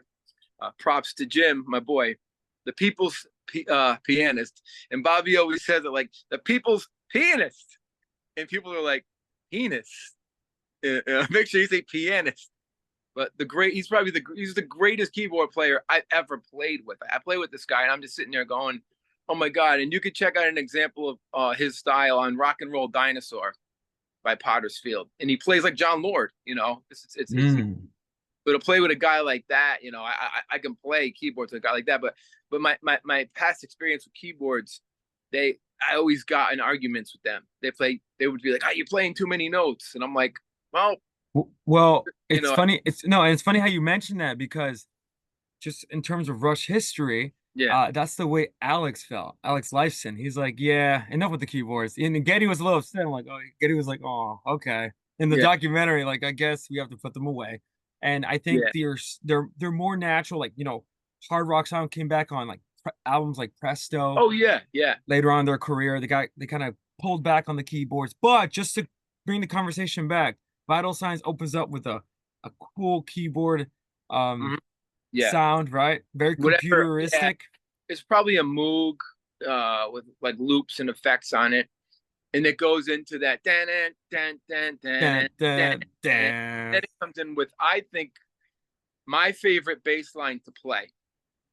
And one of my favorite bass lines by Getty. Yeah. Oh yeah, it probably is one of my favorite. I think it is my favorite bass line by Getty. And if you're a bass player, learn the bass line because Jaco Pastorius talks about endurance. And I used to give all my bass students like Jaco Pastorius exercises. And if you play that particular bass line in Vital Signs, play it for 10 minutes. You're not going to have a hand. Your hand's going to fall off. That's what I would do. Wait, you know what's funny about that? And again, this is why I love you as a co-host because you have two super fans and you actually play. When I hear that bass line, Yeah. what I hear is like I could tell it's like and it's kind of groovy too. It's deep. The It's great. combination of notes he uses, it's almost like a finger exercise. And it works. Like I said, bringing up grunge, like Teen Spirit, I love the bass line. It's a complete opposite of this, but it's also a finger exercise. Play Teen Spirit over and over for your rhythm, and you'll get your right hand going. Play Teen Spirit, do do do do do do do do do. You play that, or like the Police, So Lonely. Stuff like for rhythm stuff. Mhm. Uh, if you want to get this hand going, the left hand, play Vital Signs. It is like I used to try to play it for 10 minutes, just over and now, and try to get Yeah. every once. And then by the end of the 10 minutes, this was like Arnold Schwarzenegger in Conan, you know. I was like, yes, you know, but then it was like I was like, oh, do I have a hand now? My hand, you know. Right. So phenomenal bass line. And then it's in the when we do the video, I play it as an example. I had to show that off because it's I didn't give it as a lesson because it would have took up too long to show Well, it. well, it would be advanced, right? Yeah. It's So a you hard bass line. I could hear it. yeah. When you do the video, you'll be able to see me playing it, and then I say how does he play that bass line and sing over it? No, that's What's wrong with this guy? You know what I mean? Like, oh God, man, that's the thing because when it hits that dun dun dun dun dun dun, dun and it does this weird like wow, wow, it's like yeah, and I could tell it's intense. Like I could tell like I always love seeing Getty play like these bass lines and then yeah. singing at the same time. Mhm. This dude is the next level genius. He is. I think he's got Sting beat on that. You know. Oh no, no disrespect to Sting, brilliant songwriter, frontman for the Police, but no, Getty I, is probably one of the greatest bass players. the greatest singing bass player obviously is Paul McCartney because his lines Right. were no joke either. Getty I was gonna say number one for second me, to Paul McCartney, and then Getty too. like that song "Rain" by the Beatles. I don't know if McCartney sings on it, or I think it's called. Uh, Is it called "Rain"? Rain is It's a John Lennon. John Lennon He sings it. Oh, sings. He sings. Yeah, but all right. great bass line in that song. Or even "Saw Her Standing There." That's a crazy bass line. I know, and that's from the That's insane. Beatles. So fast. So McCartney is the father of that, and Jack Bruce, Yep. he's probably I don't know how he Those are did it. fathers. Like And John Crossroads. Entwistle, but so John Entwistle, Paul McCartney, But Jack Bruce. I'm talking about singing bass players. That Oh, Whistle did. singing Oh, bass John player. Whistle did No, sing. he Oh, sang. Yeah, yeah, my yeah, wife. that's right. He did. Yeah, we got to put him in there. I was But gonna like say. McCartney, Jack Bruce. I mean, like Crossroads. How's he playing that and singing it? And singing, right, right. That complicated bass line. So those guys, I'm trying to think of some other. Sting is no joke. A No, he's no Roxanne is a very hard brilliant. song. Like, try to play Roxanne with a band. Good luck. You're gonna have to practice it. And the line is so perfect. It's like such a reggae, da da Hmm. da, and that's kind of where a Rush was. They were going Yep, for yep. ska reggae. They probably were listening to Bob Marley, but more on the rock side. I would say the Police would be The Police, that they're in, right. on that. So then you have your intro, and then it goes into the other breaks where it's like down out, Yeah, the yeah. complete reggae. And Complete then reggae. I'm gonna get to it. I'm gonna get to it. My favorite part. Actually, the bass line might not be my favorite part of Vital Signs. There's another bass part, which I'm gonna get to Mm. that for the end. So I'm just gonna talk about the song itself, and we kind of talked about this, and I think after Yeah. our famous after show party. Yes, sir. Which, by the way, one day they will be recorded and released, Yeah, like a super treat to our super fans or yeah, something or or super whatever. fan, you know. So anyway, let's see. So Vital Signs. This is great. Numbness comes in, what the song is about. Disconnection, alienation, the search for meaning and authenticity. Existentialism. My favorite part here, and this fits in the world we're in right now. Technology over human connection. AI. Yes. Conformity over individuality. So And those are like some heavy points. So let's talk about the first one, like go. emotion numbness. What do we get Okay. at? Okay. So emotional numbness. So I see that because just from the title, vital signs, right? That vital signs, when you check someone's vitals, you're checking to see if they have any life. So Right. straight off the bat, I could see that. And that's funny. Before you know, I looked at analyzed the song on a deep level. And the song has this urgency, right? I feel as though that would make sense because something's happening, Yeah. right? And then in the song, it starts to kind of explore the existential angst, but it's leaving someone emotionally numb, right? I don't exactly. know if you would agree with that, but that's what I saw in the song. Yeah, well, my theory about existentialists, and I kind of wrote many years ago. I wrote a whole Fates Warning influence instrumental 5-part thing with this band I was in. And I put the concept of a millionaire. Let's just say someone like Bezos, okay, a millionaire who rules the world pretty much. Million, Hmm. trillion. I'm sorry, he's not a millionaire, a trillionaire. Making all this money, and he's a huge innovator with Amazon and everything. Okay, he's living, right? He's living just like someone who's in a coma or in like in a bed, not alive, who's brain dead. I don't mean living, I mean existing. So Bezos is existing, and that same person who's like in a coma, who's brain dead, is also existing, but on a Yep. totally different level. Yep. So existence is existence, no matter who you are, where you are, what you're doing. Does that make sense for existential? Like that was my kind of theory of existing. Wait, is that your theory? That's interesting That's because my that's what psychologists try to just well, this is back then, but they had this debate where they kind of a lot of them asked what does it mean to exist? Before philosophy, this is like more psych. I mean, this might Um be a William James influence. I no, I was gonna say you're hearkening back to William James and that Yeah, kind of debates and going forward where they kind of said, and it's still for them is unsolved. Like, what does it mean to exist? What's the difference between someone in a comatose coma versus Jeff Bezos, right? yeah, Who Jeff Bezos has everything, doesn't need anything, but still exists. But then somebody has no, it doesn't, it's not, it's a non, it's non, I guess, living, but still existing because yeah, they're still, yeah. Because his heart's beating. He's that's good. Yeah, or just like when I wake up in the morning and do my thing, and I let my cat out of the room, the fucker runs out, wants to be fed. He's existing, and I'm existing. We're just on two different levels of existence. Like it's that's my existentialist philosophy on existing. Everything's Love it. existing. You can say a plant, us, whatever. So emotional numbness, disconnection. I mean, that's a simple one. I think That's a lot simple. Yeah. disconnected. Like I love people that aren't on the internet.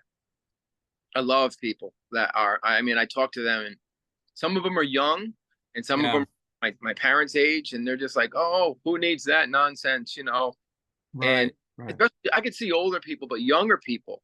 I have a lot of friends who never made it to the internet. Who don't. I mean, they're probably they obviously Google and stuff, but they're not on social media. That's what I mean. So, Right. yeah. Well, And I was like, well, how do you exist without social media? What's wrong with you? It's like, no, no, I was gonna say Rush is again, they're not, they're not making a statement about this, but they're predicting the situation because look at these lyrics. Unstable condition, a symptom of life, and mental and environmental change, atmospheric disturbance. Think about it. Social media has disturbed the flux. The internet has yeah. disturbed everything, right? So that's why you appreciate when people actually you encounter people that don't use the internet, never really, Well, have been kind of well, sucked into it. I wouldn't. The internet's useful, right? Like, I meant No, no, no. social. I'm talking no. Well, sociable. It starts with the internet, right? Because it's Right, in right. steps.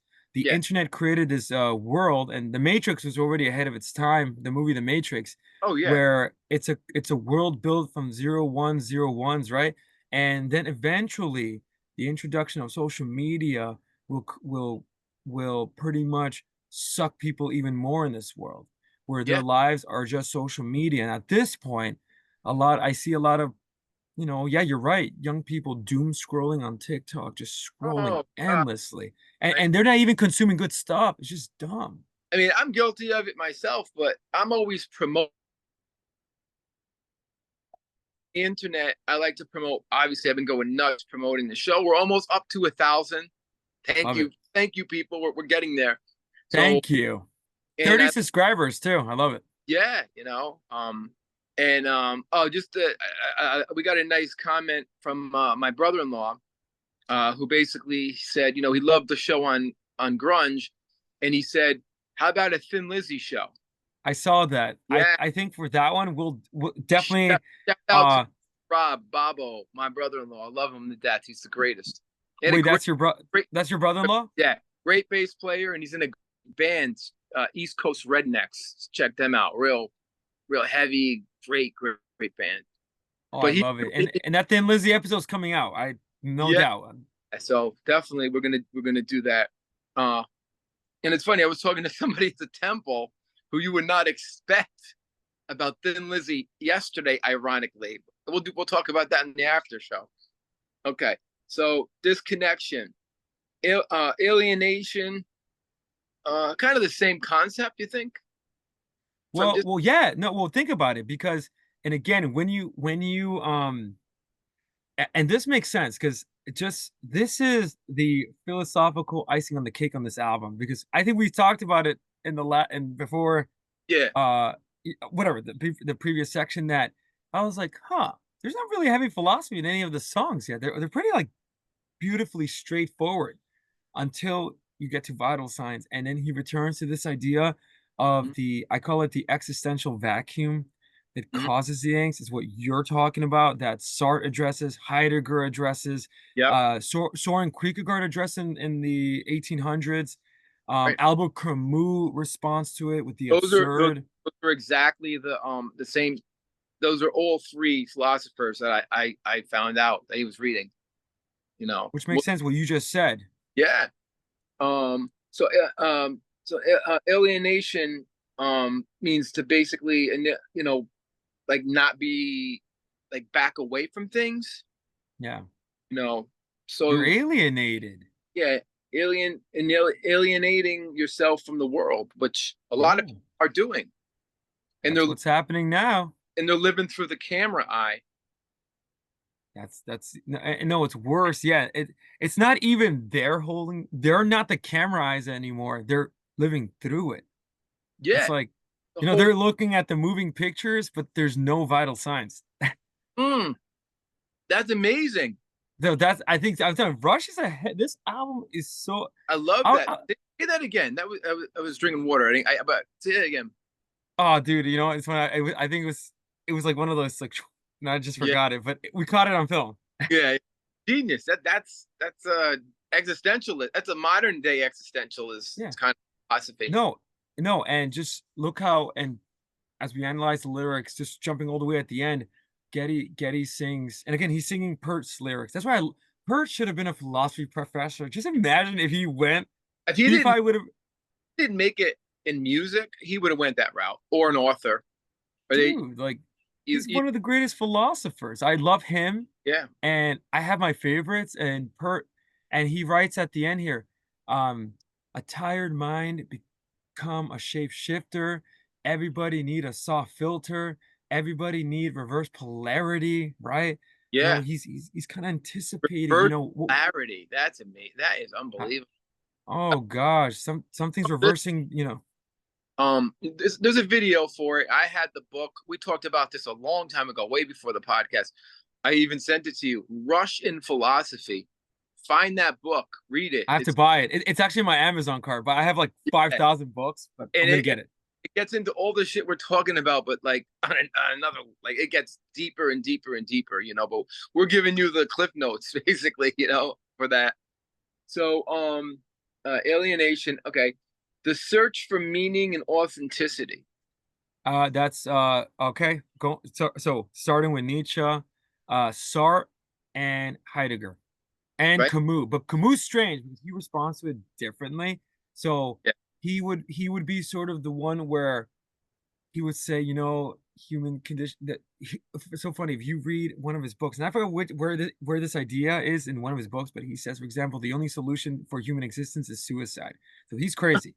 But Sartre, Cobain. Heidegger, yes, yo, R.I.P. I know. Kurt Cobain chose that route, sadly. That I don't mean there's a little No, that's a dark joke, which is brilliant. Um, but so Sartre and Heidegger and Kierkegaard and Nietzsche, right? we're in the human condition, and just to quote again Rush's song here, um, look at this: atmospheric disturbance, the feverish flux of human interface and interchange, and then he sings, the impulse is pure. Sometimes our circuits get shorted by external interference. So again, something is interfering with human existence here, and they're anticipating the internet, social media, like this Yeah, obsession with. For me, it's crazy. they kind of are the Nostradamuses of their time, Oh, I predicting think so. this. And there's actually another guy. Well, when we get to, I'll just bring him up now. I don't know who this guy is. I couldn't find much on him. Marshall McLuhan's a book called Media Theory: Effects on Technology on Society. If anybody knows anything about that book, but just the title, this is in 81 now, or God knows when, maybe it's earlier. So if anyone knows that book, I mean, this guy was pretty much talking about, I'm assuming, the effects of technology on society. He was talking about what was to come, you know, and like, I don't know, you're young, so you when you were in school, you probably took computer classes and the internet was out there already. You know, I remember, when I yes. Yeah. computer in high school, we were learning in like all this basic stuff, and I was like, what is this computer called an Apple? And we're just like, learning, and I'm just like, oh, what the hell is this? Is boring, you know what I mean? Right. Really into technology and computers. He said to me, one day they're gonna have some kind of thing where it's gonna be like the Jetsons, where you can actually, talk to people through the internet, through he didn't call it the internet, but through a computer. Like, oh yeah, we're also gonna have, flying cars, and we're gonna discover Bigfoot. I was telling him, but he kind of knew it. I think a lot of people knew this technology was coming if you studied it back Oh in. no, Well, it was since the 1940s. I mean, they were already anticipating it. you could get back into, was it Roosevelt, where they said he, Hangar 18, that he was Hmm. it was Roosevelt, that he was given a cell phone by the aliens, and they were like, this is the future. I don't know, but I read that somewhere. But so meaningful, where are we? Technology over connection, over human technology over human connection, which is happening now, we said. And the last, Hmm. conformity over individuality. Yeah, and again, that's a timeless theme with Rush. Hmm. Do They we always, harm or do we be ourselves? yeah. No, No, and they warn you that a tired mind, and I love, it's funny, Getty sings this as if Bob Marley would sing this, right? good, Um, like that, good analogy on that. I thought if there's any Bob Marley influence, because obviously the Police were definitely influenced by reggae and Bob Marley. Yeah, uh he sings here, a tired mind. Look at the way he kind of says it's become a shapeshifter, right? Everybody need a soft filter. So even the way he sings it too, like it's very like yeah. it's a strange way to sing it, but my point is that they warn us, a tired mind, right? Become a shapeshifter. Everybody need a soft filter. Everybody need reverse polarity, right? And again, if you listen to the Love that. song, there's Love an urgency. Now, reverse polarity. Like, how do you take that? Like, does that go back to like the Hermetic laws? The Hermetic laws, like Hermes, like cause and effect, the law of polarity. That there was all these laws. I wonder if he's getting deep into an esoteric. That's a good point. That's like some Neoplatonists, right? Like, well, not even Neoplatonists, but What's definitely. the definition of polarity? How would you? Well, I guess you can.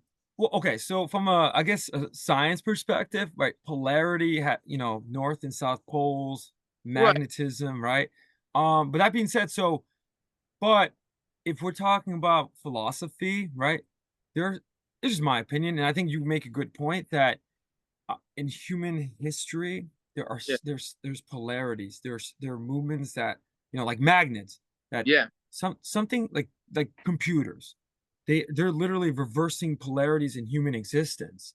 Yeah. And Yeah. so And so what I would, this is my opinion, but I think Rush is telling us that, everybody needs this reverse polarity. We need to go, no, no, no, not go south, but go north, right? Because something's happening. So it just Well, it kind of changed. there's a great philosopher named Greg Braden. I think it's Greg Braden.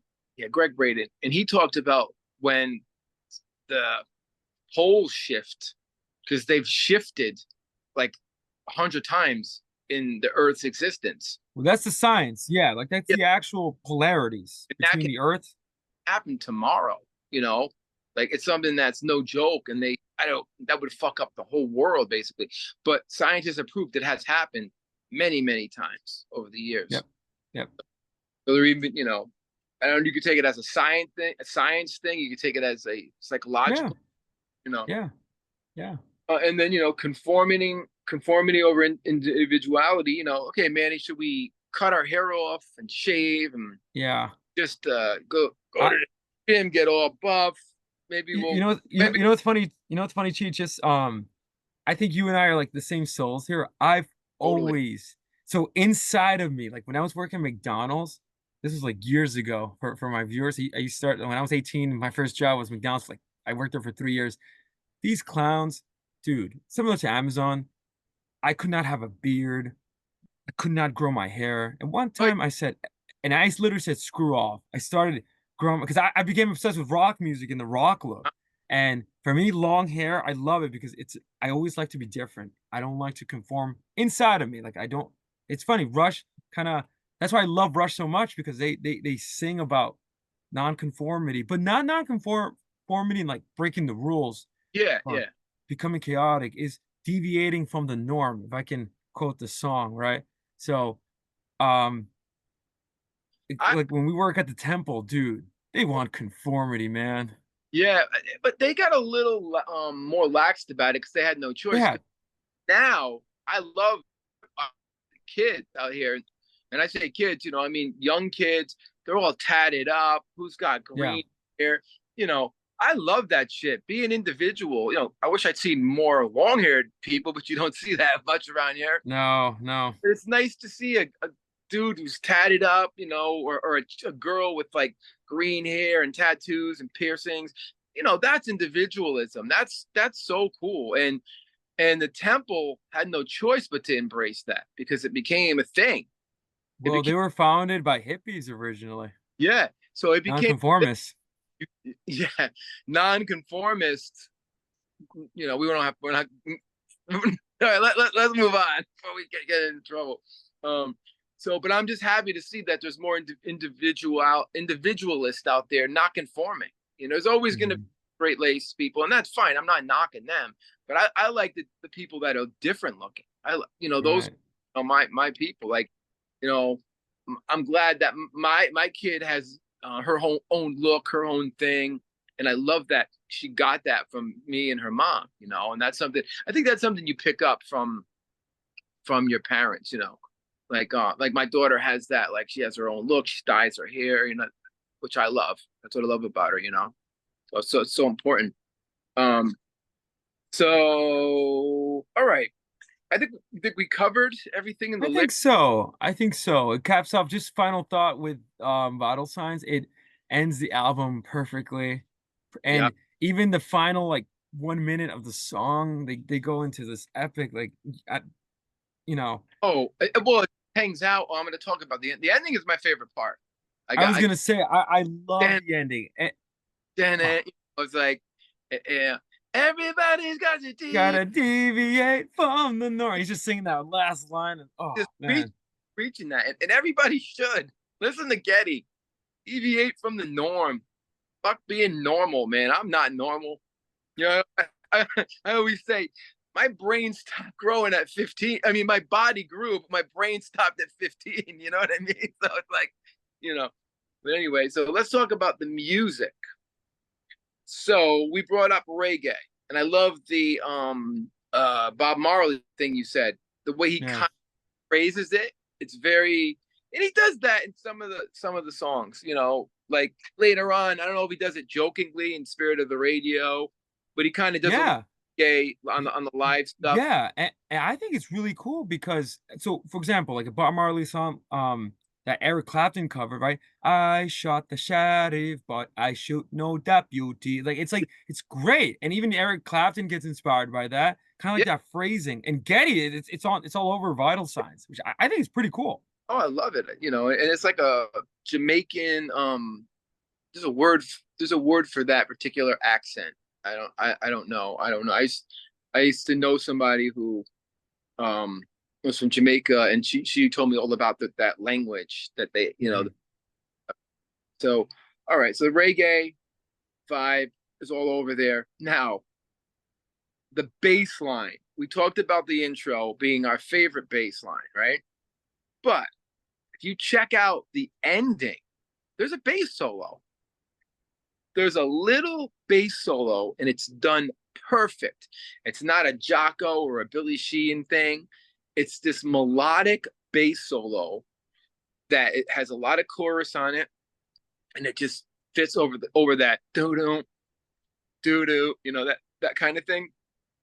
And it's amazing. It's amazing. So I don't know if you noticed that in this song. Listen to it at the very end.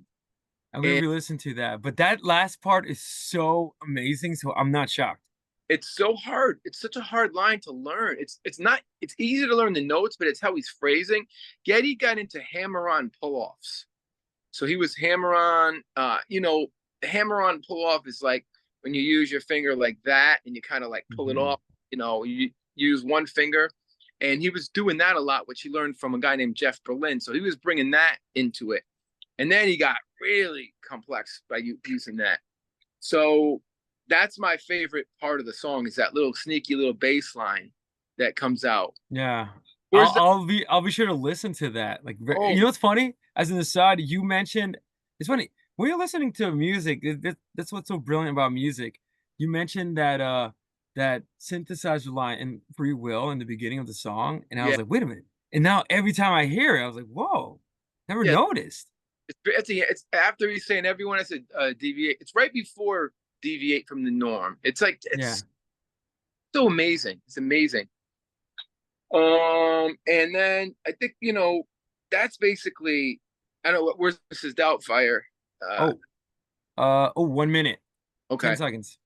So any last things about vital signs? Oh, I love it. I think I mean it's from my opinion. I think it's the Police perfected. Yeah. Police Rushified. Like that's my And there's a great video. oh If you yeah, go, the video. Yep. it's like they just did like they have the same clothes on and everything. They probably let the camera run. Tom Sawyer line. Yeah. They were just like whatever. Neil has like a red shirt on. There's snow in the No, back. and the only thing they did was in the beginning they have that kind of like the vital green kind of Oh, that's waves, right. Like, yeah, yeah, you yeah, know? yeah. MTV never played it though. It did for some reason. No. Though That's a good point. No. that might have been It's on YouTube though. It's on YouTube. yeah. It might have been like a Promo video. promo video, and probably in Canada there was a Canadian version of MTV called Much Music that we end up getting in the 90s over here, and I got exposed to a lot of great. All right, so that probably wraps up Vital Signs. Great song. Uh it has everything, great bass Yeah. lines, great drums, like philosophy, the most philosophical song, And the on the album. on the album, definitely. So let's jump to the album cover, as Yeah. always. Genius album cover right behind you. Very interesting when I'm looking at it. Like, I know. yeah, The I mean, we could try to put the puzzle to the album cover. I mean, like that family that's there. They look like mhm. they're like, I don't know, like from like Europe or Russia or something. And so it says multiple movie screens showing different scenarios: a war scene, a romantic scene, a monster, and a red star man. The idea of moving pictures to metaphor for uh, to perceive and interpret reality through the lens. Hmm. So that makes sense. And, and So, if and if I can add, obviously designed by the legendary Hugh oh, of Syme, course, yeah, I forgot to say and that. just reading my notes here, the album cover, get this, is a monument to triple entendre. So, for example, check this out. So, and check out the album covers for our listeners out there so you can see this. Movers are physically moving objects. Yeah, People are crying because the pictures passing by are emotionally moving. So, again, literal moving movers moving. And the back cover depicts a film crew making a moving picture of the whole scene. So, again, kind of similar to permanent waves that entendres and all that and puns. yeah, So it Rush makes being the usual Rush. it makes so much sense, man. It's insane. It's crazy. Uh, I mean, I like the idea of perceived reality through the lens because everything is through the camera eye. Our own, Yeah, and you use the metaphor like our own eyes. yeah, Like our life is our own movie in a sense. Like we're our camera. yeah. I love that. And that's why I love movies because movies attempt to do that. They're not gonna be Yeah, perfect, but they attempt to capture life. yeah, yeah. And I think it's such a unique. I wonder where that building is in the back. Well, actually, that's actually I have to find that out for you. It's actually a real building. Kind of like physical graffiti was a real building in Manhattan somewhere. Right, I right. wonder if that's a place in Canada or something, or no, it looks like a church or Yeah. an old monastery or something.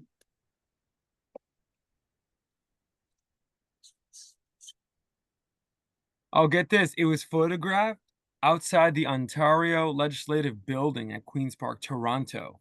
Okay. Oh wow, that's fascinating. I mean, Hmm. I'm trying to see where's the war scene in it. Wait, that's the one in the middle, right? Just move your head for a second. Let me see. So look, I don't even know how to move. It's right Yeah. there, right? Okay. Yeah. I have also, yeah, because I see a burning witch. I see you. It's a war scene, you said, right? Yeah. And I see the famous Starman. Hmm.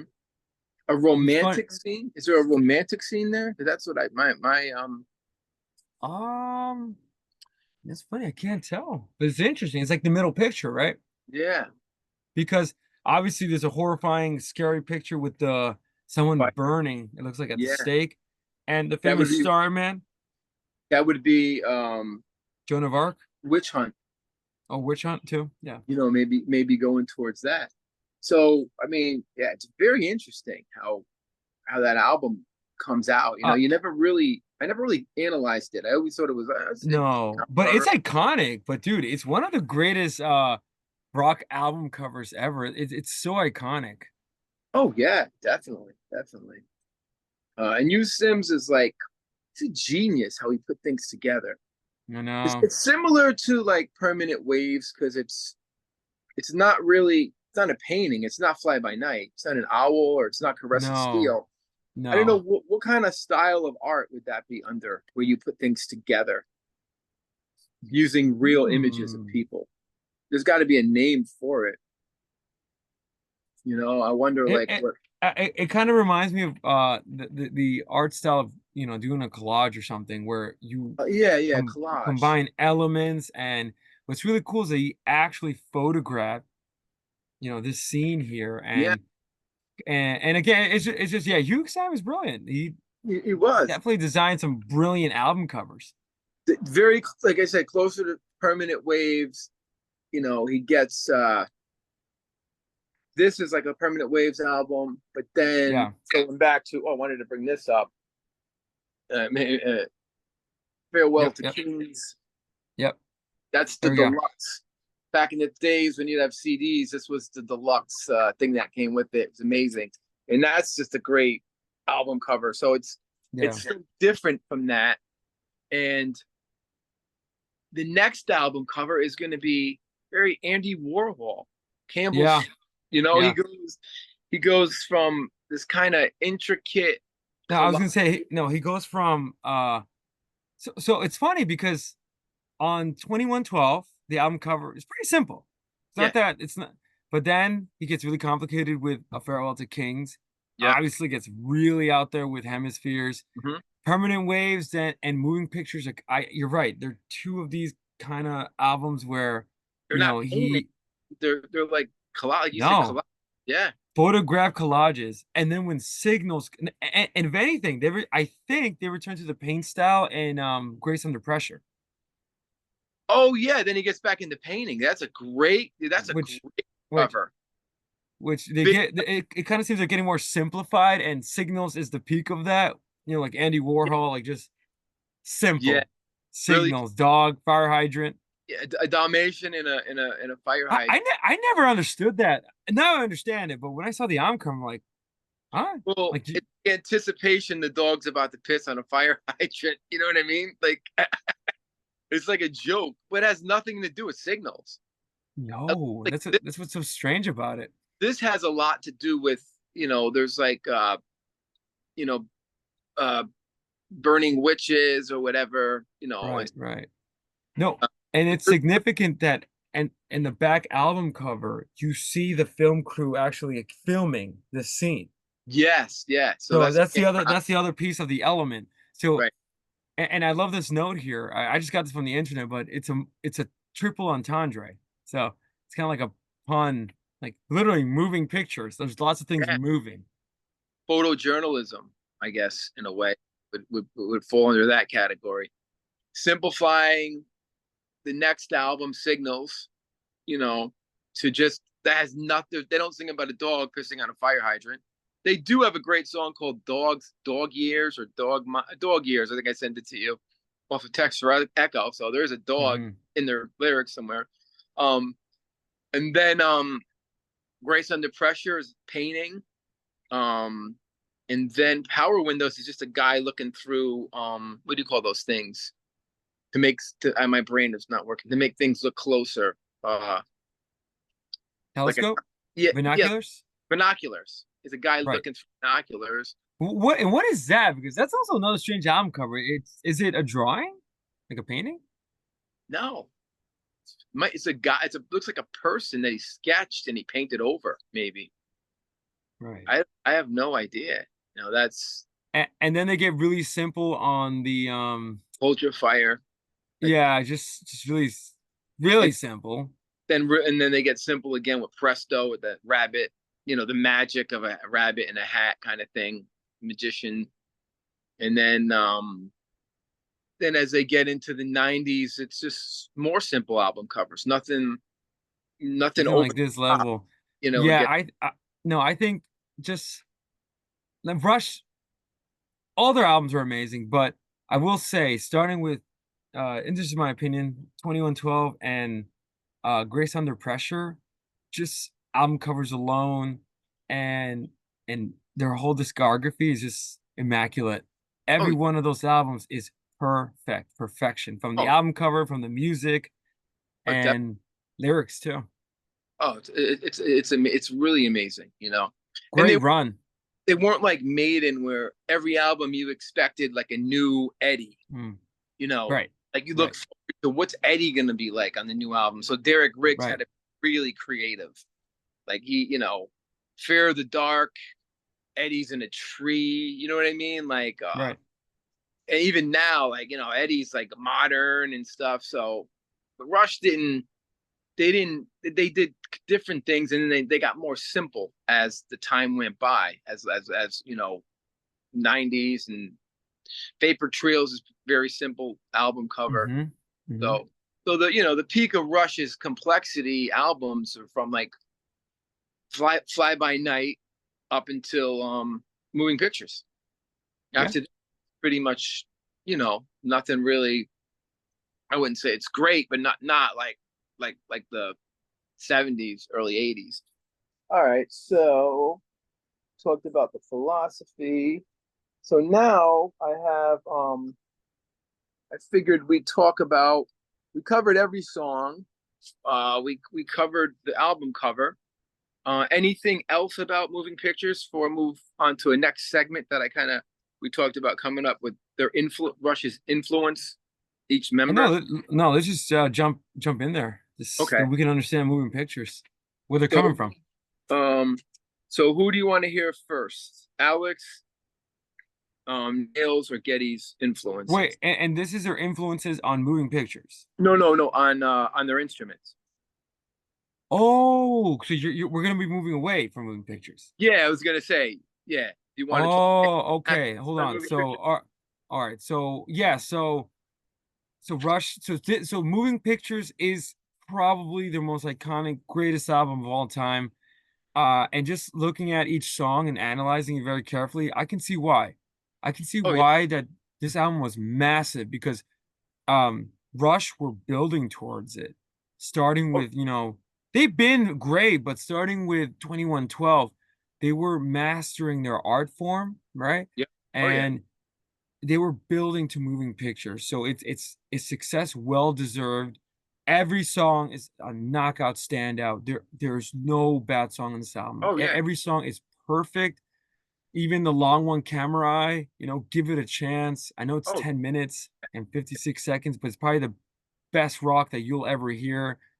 yeah. Limelight, they create one of the most iconic riffs in Limelight as well. Definitely. So it's Why it's definitely greatest territory. YYZ, the greatest instrumental in Yeah. 4 minutes, under 5 minutes. Um, Witch Hunt, just for the concept of the lyrics in that and what's going on. And then you said Neil had a writer, another writer on Tom Sawyer. Yeah, so get this. So get this. Actually, two fun facts I discovered. The first one is Hugh Syme played synthesizers on Witch Hunt.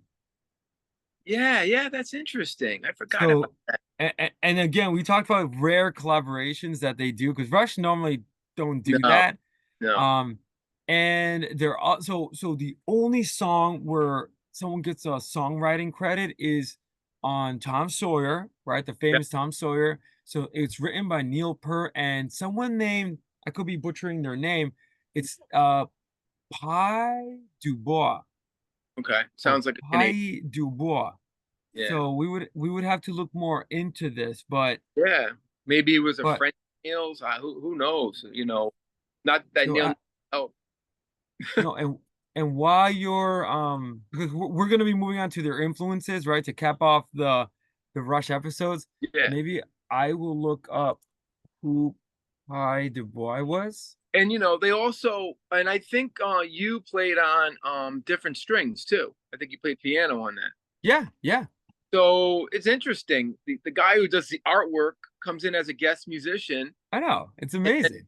and then the only other ones I could think of is they had Amy Mann Yeah. on what you call it, Time Stand Still, and Which she's probably like a fellow Canadian if I had to take a guess. yeah, she's phenomenal. I love her voice. I love Till Tuesday. And then they had a guy play violin on Losing It. I don't know who his name is, but that's on, Oh, oh, on oh, singles. oh, oh, so get this. So, okay. So the song was a collaboration with, I'm talking about Tom Sawyer, is a collaboration with lyricist, and again, could be butchering the name, but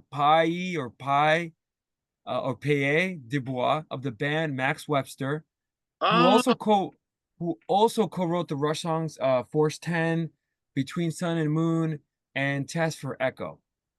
okay. Now Max Webster, I had the privilege of seeing them in concert with opening for Uh, Rush. there we go. So Max Webster, I believe, was on Anthem Records. They were signed with when Rush started. When Ray Daniels started Anthem, Max Webster was on the label, kind of like when Zeppelin started. What you call it? Their label. They signed Bad Company. You know. Mm. So this was like they might have been friends of the band, and Max Webster was a pretty huge Canadian band. I never got to the success of Rush, of course, but they were well known and really good band. Uh, No, so and just to add one more thing, just a quote from Neil Peart. Tom Sawyer was a collaboration between myself and Pi Dubois, and I'm sorry if I'm butchering your name, an excellent lyricist who wrote the lyrics for Max Webster. His original lyrics were kind of a portrait of a modern day rebel, a free-spirited individualist striding through the world, wide-eyed and purposeful. And in Pert says, I added the themes of reconciling the boy and man in myself and the difference between what people are and what others perceive them to be. Wow, So great collab. totally. You know, a collab like in rap music. Oh, Collab, a yo, rock, innovating, yo, yeah, innovators again. you know, you didn't see Rush writing a diss song about Triumph. You know? Yo, did they write any diss songs? I don't think they did. No, they no, that didn't Oh, exist. I don't think well, Neil Young did.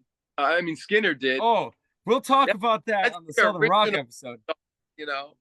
That's Okay, so can we agree that the Godfathers of diss tracks is Neil Young, I think. oh yeah, yeah. You know. Well, no, the Godfathers of diss tracks is Skinner. Well, no, yeah, yeah, because Because, because well, wait, so because Neil Young did it first, so he did his diss track, Southern yeah, Man, and then Neil Young responded with Sweet it, Home Alabama. yeah. So it was like the response, but nobody got capped. No, You know, thank like, God. Thank God, no. And we know Leonard Skinner had some guns up in there, you know? oh, you know they did. You didn't want to fuck with Skinner back then. Yo, You know, yo, first beef, man. yeah. So props to the diss track. All right. So want to talk about so we'll leave moving pictures. I think we did a great job Mhm. covering it. We didn't get too crazy to blow Joe No. Silkman's mind again, but I think some of the philosophy we did. So influences. Who you want to hear? Alex, Getty, or Niels first? So let's start with Getty. Okay, Getty. Getty's very interesting. So during this time, as I said, you can hear it in the bass solo in Vital Signs. He was listening to a lot of prog jazz fusion I can bands see that. because that was really hot at that time. Weather Report had just come out, and Jocko was the god of bass back then. You know, he for those of you who don't know Jocko Pastorius, the greatest bass player ever. He's the Jimi Hendrix of bass. He ripped out his frets in his bass and he played a fretless bass. He did harmonics. He did Charlie Parker songs on the bass solo. Check out a song called Teen Town. It's probably one of my all-time favorite bass lines. And that's Jaco Pastorius. Getty Hmm. was listening to Jaco, and then Jeff Berlin, who was second to Jaco at that time. Jeff was a jazzer, but he also could rock out too in a rock form. But I think Getty talks more about Jeff Berlin, Hmm. Jaco, but you can hear the influence. Okay, so this isn't a particular order or anything, but John Entwistle, Of you know, course. you can definitely hear that punchiness and the range of notes. Well, I was gonna say because I think it's very obvious that the Who, with what you'll bring up Pert, yeah, John Entwistle. I see Getty being influenced, Oh, definitely. and it's playing too with notes. Oh yeah, like because he played with a clicky sound, played with his fingers. Okay, but yeah, I was gonna say Entwistle play with his fingers, right? Yeah, yeah. And he oh, there's a text from Mr. Silkman now. uh Actually Joe was saying he went and saw John Anderson last night at the No Capitol way. solo. He sent me the bass player solo. That was pretty good. Wow. Shout out to Joe and John Shout out Anderson. to Joe. Next up is Jack Bruce, and who wasn't influenced by the guy. Well, You know? pause right there because they followed the power trio model that Cream were Yes. such innovators of. Yeah. And the singing basses, as you said. Yeah. And John Entwistle and Jack Bruce were both extremely busy bass players who had bass solos in their song. The Real Me is an example of high register bass line. It's almost you know that song, right? Can You See the Real Me by the Who? It's Yeah, a yeah. friggin' bass solo. It's a bass solo. And then Jack Bruce, Crossroads. The whole song's a bass solo. So you can Hmm. totally see where Getty was getting it from. And then this guy is probably the biggest, most obvious influence, Chris Squire. Yeah, And why do you think that is? What did man. Getty and Chris have in common? You think? Is it their Ricks? Exactly. I love Chris Squire, dude. No, and just so Yes's influence on Rush, because Oh it's so yeah. funny. Just going back to our very first episode when we talked about their self-titled debut, it sounds like a Zeppelin record. They were trying that blues rock Yeah. model, Hmm. but you could tell as soon as, first of all, Hurt has something to do with it, which you'll talk about shortly. Yeah. But you could tell they began listening to Genesis, Pink Floyd, Yes, and Oh you could yeah. tell total shift. There's another band, and I wish I could pronounce it right. I'm gonna butcher it. Van Graffer Generator or something like that. I heard them talk about that. I just butchered that name, and I'm sorry.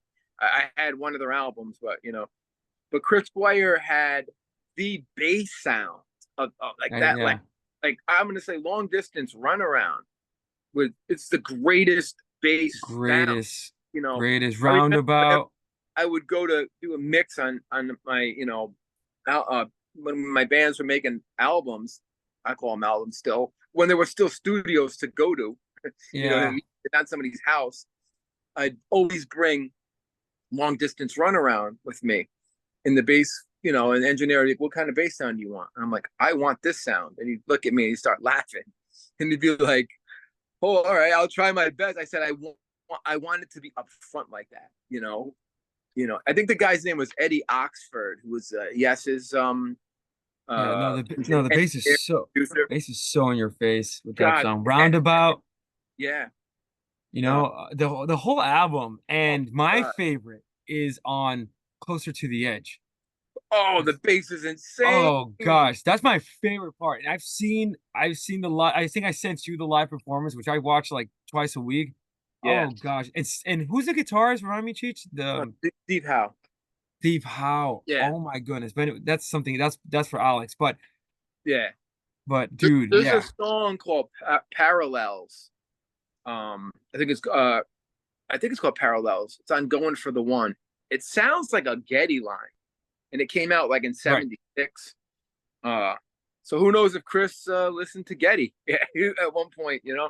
But Getty, but Oh, definitely, I would say that's Getty's biggest influence. The Rick. But 100%. the difference between Chris Squire and Getty Lee is the pick. Chris That's Squire significant. Yep. Yep. pick down. Then Paul McCartney. This is Oh, where 100%. the singing and bass lines come in. The melodic. Getty's lines are Yeah. melodic as well as rhythmic. You Well, know. just to add something to that, just from a fan perspective. So, I'm a huge Beatles fan, huge Oh, McCartney fan, and so first of all, Paul Beatles was playing the Hofner, right? The yeah. Hofner bass. In the 70s, I noticed the famous Rick appears But that's again, Rick. and But he's probably his Rick sound is it's completely different. That's the thing no about a com Rick. com completely different. Yep, yep, A Rick is not like a Fender P bass. Like a Rick. I actually bought a Rick and I traded it in because I didn't like it. I couldn't play on a Rick. I didn't like the Rick. I loved the sound, but I'm always a Fender P guy. A Fender Precision sounds the same all the time. Plug it in, it sounds like a P bass. A Rick doesn't. A Rick has to do with your amplifier and how you right. EQ it. Even Cliff Burton from Metallica, he used the Rick on some of the stuff and the early stuff, and it doesn't sound like Geddy Lee or Chris Squire or Paul McCartney. Paul McCartney had a real, maybe a darker, like a deeper tone with Yeah, Wings than yeah, say Chris Squire. It's how you yep, EQ it and stuff.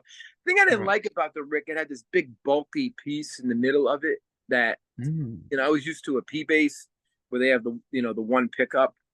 But hey, I love the sound of it. I mean, we could Yeah, debate. We talked about this at the Temple.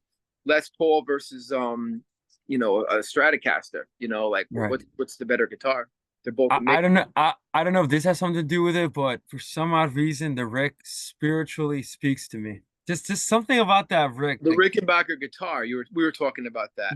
I was gonna say in the bass, but obviously, like if I was you're an amazing musician. If I was a musician, I would love to do a Rick guitar, Well, rhythm because guitar. that's the Birds, the band, the Yeah, yeah, and Birds. I And love that. Yep, Tom Petty, they used the Rick. It's a very bright, twangy sound. The Rick yep. guitar. You know. So moving on, so Paul McCartney, where he gave, McCartney had melodic lines, rhythmic lines, so you could really see where Getty would have gotten that. And then a guy named Jack Cassidy, who maybe a lot of viewers might not know him or not might know him. Famous bass line is in White Rabbit, Jefferson Airplane. I see that. And then he I went see on that. in a brilliant, amazing band called Hot Tuna in the Mm. 70s. They were like a jam band. They were probably one of the first jam bands. So I even heard, I'm going to throw this out there. I didn't put him on the list. I even heard he liked Phil Lesh from the Grateful Dead. You know, Well, I could see so that, you know, I especially the jamming stuff. I could see that. I mean, I like the Dead. Dead is interesting. I like a lot of their stuff, and I love Phil Lesh's playing. So he's a great, great bass player. Vocals, and we'll just, I don't know much time. So I was gonna say, so with vocals, maybe mention the biggest influence and move on to Alex just for time's sake. Yeah. Well, vocals, I'm just gonna say, Robert Plant, Freddie Mercury, and your boy Peter Gabriel were his Oh influence. yeah. Oh, 100%. And I'm just gonna 100%. throw this out there. I always thought Getty sounded like the singer in Supertramp. There's a similar, Wait a minute. Now it's funny. Supertramp had two singers. So I'm assuming you're referring to the singer that sang on the Logical song. yeah, Breakfast in America. Yeah, yeah. Because Yeah, they had two singers, Cheech. I didn't know that. Yeah, so one is more kind of like McCartney, more melodic, more smoother, while the other one is more nasally. So I could see how that's the case. Logical, all the hits. He's that Oh, guy pretty probably. much all the hits. Pretty much Yeah, all the hits. I'm a big Supertramp fan too. So really, I never knew they had two singers. That's yep, amazing. yep, yep. Okay, so on to Alex. And we were talking about how Alex came on this album. Alex became Alex. Yep. Alex Yep. is just Alex Lifeson on this album. He was always changing his sound, experimenting, and now he Yep. finally got it on Moving Pictures. Perfect guitar sound. Limelight, the greatest Alex Lifeson guitar solo of all time. For So sure. his influences are. You want to just throw some out there that you a couple guesses. So I'm gonna just because I'm gonna mention my favorite bands. So obviously Genesis, Steve Hackett, right? That's who is underrated Because player. because if he's listening to Genesis now before, so like in the 1970s, and I don't have the exact when we do our episode of Genesis, I'll probably nerd out and go exact dates and stuff. Right. But he had to listen to Foxtrot, um, Nursery Crime, The Lamb Lies Down on Broadway, because that was released in 1975. Yep. Selling England by the Pound, where you get to hear Steve Hackett's guitar work. And dude, Alex definitely took notes from that. Oh, definitely. Oh, and Cheech, So, FYI, 9 minutes and a half. okay. FYI. And Steve Hackett also he started tapping, which a lot of people don't realize that. Jeff Beck is an influence, from probably like Beck Bogart in a piece, and also Blow by Blow, going back to the Yardbirds, the Jeff Beck band with Jeff Beck group with Rod Stewart singing. So that's probably his influence on that. The great Eric Clapton, who wasn't influenced by It Clapton. wasn't. The great Jimmy Page, you can totally hear it in the early years, of Alex. Jimi Hendrix, you can hear it on there. Two of your boys, Pete Townsend, Yeah. who, as a guitar 100%. player, he's like he has his own thing. He wasn't Jimmy Page. He wasn't, No, no. And he reminds me so much of Alex Lifeson because what he would do is with his guitar, again, not the great, not the best, not Eddie Van Halen, but right, it's just what he did with the guitar becomes so imprinted on the albums that, dude, like if you listen to Tommy or Who's Next or Quadrophenia, dude, his guitar work on that is yeah, amazing. unreal, unbelievable. The riffs too. Oh yeah. And then Dave Gilmour. And another one of my boys. Yeah, I could see that. You could hear that in the atmospheric uh Yeah, part of it. yeah. And then we already mentioned Steve Hackett. And then here's a guy everyone should check out. Only the nerd head guitar players like myself, bass player, fusion guys will know. Alan Holdsworth. I don't know if you ever heard of him. No, He's who a is he? great prog rock guitar player, and he was in a band. He was in a lot of bands, but he was in a band called UK, which came out late '70s with Bill Bruford on drums and John Wetton on bass. And you should check. You should definitely check Wait, them. wait, what's the band called? UK, a great. Oh, I've heard of them. Okay, Yeah, okay. and Alan Holdsworth, well, he was the guy. He was the guy on that album. Wow. So, and I think he, took a lot from all of them and made it into his own. He doesn't sound like any of them though. Like you could say Getty sounds like Chris Squire, Getty sounds like McCartney. Alex Lifeson does not sound like he sounds like Jimmy Page on the first album. Yeah, definitely. Yeah, yeah. That maybe Fly By Night, but like after that, he already No, became he Alex Lifeson. Like no, versus Steel, he's Alex Lifeson. He no, got his dude. own sound. Alex Lifeson, like just from a rock music, whatever historian fan perspective, he all you have to do is listen to Xanadu, and man, this guy, he doesn't sound like he takes all those influences and just he becomes his own thing. Oh If you yeah, listen to La Via Strangiato and Moving Pictures is his pinnacle, where he's just a beast with the riffs and the rhythm yeah. playing, the soloing. Like he's Alex on And Moving Pictures. I didn't even to cut you off. You can hear the Gilmore atmospheric stuff coming out. I could Yeah, definitely, out of all those guitar players, I would definitely say a Hackett and Gilmore. I I th hear. I think those are the two combos with that Pete Townshend rhythm when he has to play rhythm. Yeah, and But Jimmy yeah, early in the early years. that's early. Yeah. Yeah, discovering himself, trying to be who he became. Then Neil, who do you think Neil's favorite drummer is? I So got the legendary Neil Peart, and just before I reveal it, we have 5 minutes and a half. Uh, my favorite again, the Who, Keith Moon. yep. Dude, yeah, He talked 100%. about it in the documentary, and you can totally hear like we won't get fooled again, like those That fills. that You I know, those fills. Wait, there can was I say Cheech? Wait, Cheech. So, I've already talked to death about this song, the overture on Tommy. oh yeah, Those yeah. fills. Neil was definitely listening to his style because Neil, the only one that came close to perfection with those fills is him, Neil Peart, next to Oh, Keith Moon. oh yeah. You know, You could like say Keith Moon was like Jimmy Page. Like he was a sloppy drummer, but he was all over the place and he had just amazing fills. And there was somebody was saying in the studio, they were listening to him, like the engineer, and he was doing all these crazy fills, and they're like, sounds chaotic. But when they played it back, he was in perfect time. The guy that, was in perfect time.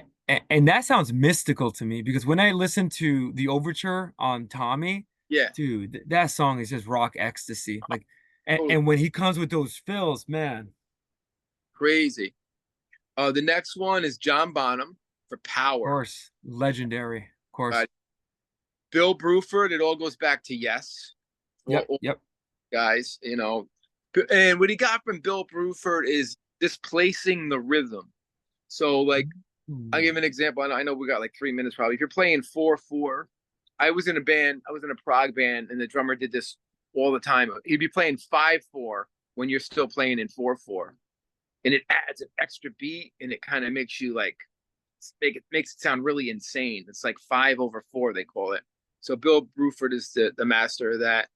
Gene Krupa, the great jazz drummer, Yep, who yep. goes back to the 40s and 50s. And then these two guys, Buddy Rich, obviously. If you listen to Buddy Rich, you're going to hear where Neil got most of his licks from. Buddy Rich is the fastest, craziest, greatest drummer in jazz of all time. And then Michael Giles, who played with King Crimson. Check out the drum fills on 21st Century Schizoid Man. Iconic. Yep. So those are Neil's, Uh, I influence. have one more. One more. If, I wish we could talk to, rest in peace, Neil. If we could interview him, Oh, God. I would love to ask him because no offense, I hear it. This is gonna be shock to you, but he was influenced by Phil Collins because he Who? played Phil Collins because Oh, okay.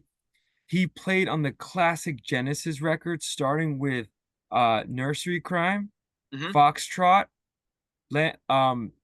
Selling England by the Pound, Yep. and Lamb Lies Down on Broadway. And Phil Collins, dude, if you listen to some of his drums, especially on, like, let's say on the songs Watcher of the Sky on Foxtrot, Yeah. man, power, Oh yeah. fills, like he's the whole package. So I would be surprised if Neil was inspired by that too. And I would definitely say Stuart Copeland.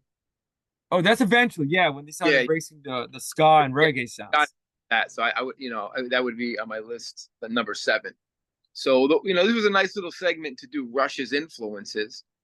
And then hopefully after this episode, we'll go to Signals, and then that's where I think the analog kid meets the digital man, and it's Yeah, yeah, over. and it's gonna be a new chapter for Rush. I feel this is again another maybe controversial opinion. I don't know if you would agree with this. I think Moving Pictures closes sort of like a chapter, and what I mean, this is what I mean. Starting with 2112, man, they were on a roll with Yeah. Oh yeah. classic album. Now, I'm not saying Signals and Grace Under Pressure are, you know, inferior or whatever, but Moving Pictures is their peak, right? Oh yeah. And from then forward, right, we're gonna enter a new kind of like rush Yeah. where they're gonna embrace more of the sounds of the 80s, and it tops it off with the what's the album with the Time Stand Still? Oh Oh God. Hold your fire. Hold Your Fire. It's gonna be like that's, you know, And then their 80s output. presto starts the '90s, a brand new generation. Hmm. So so I guess like we'll do Signals, for our next Rush one, and in that, we did a nice run. We did a nice run of Rush. So hopefully the Rush fans I out. can't no, I can't believe we did everything starting from Rush, their subtitle debut. Yeah, all the way up to Moving Pictures. And we talked I about the love movie it. for months. So what do we got? About a minute left. 1 minute. I guess like final thoughts, Cheech, Moving about Moving Pictures, Pictures. probably one of the greatest albums ever, production wise, bass sound wise, just a great, great album. And my favorite Rush album. And it has the most popular song, Tom Sawyer, on it. Hmm. So, and you, any final notes in the next 30 seconds? Dude, greatest album of all time, greatest Rush album of all time. Probably has some of their most amazing songs, and I would agree. It's just an Yeah, amazing, amazing album. yeah, greatest band of all time, Rush. And it's been a blast covering all this stuff, and look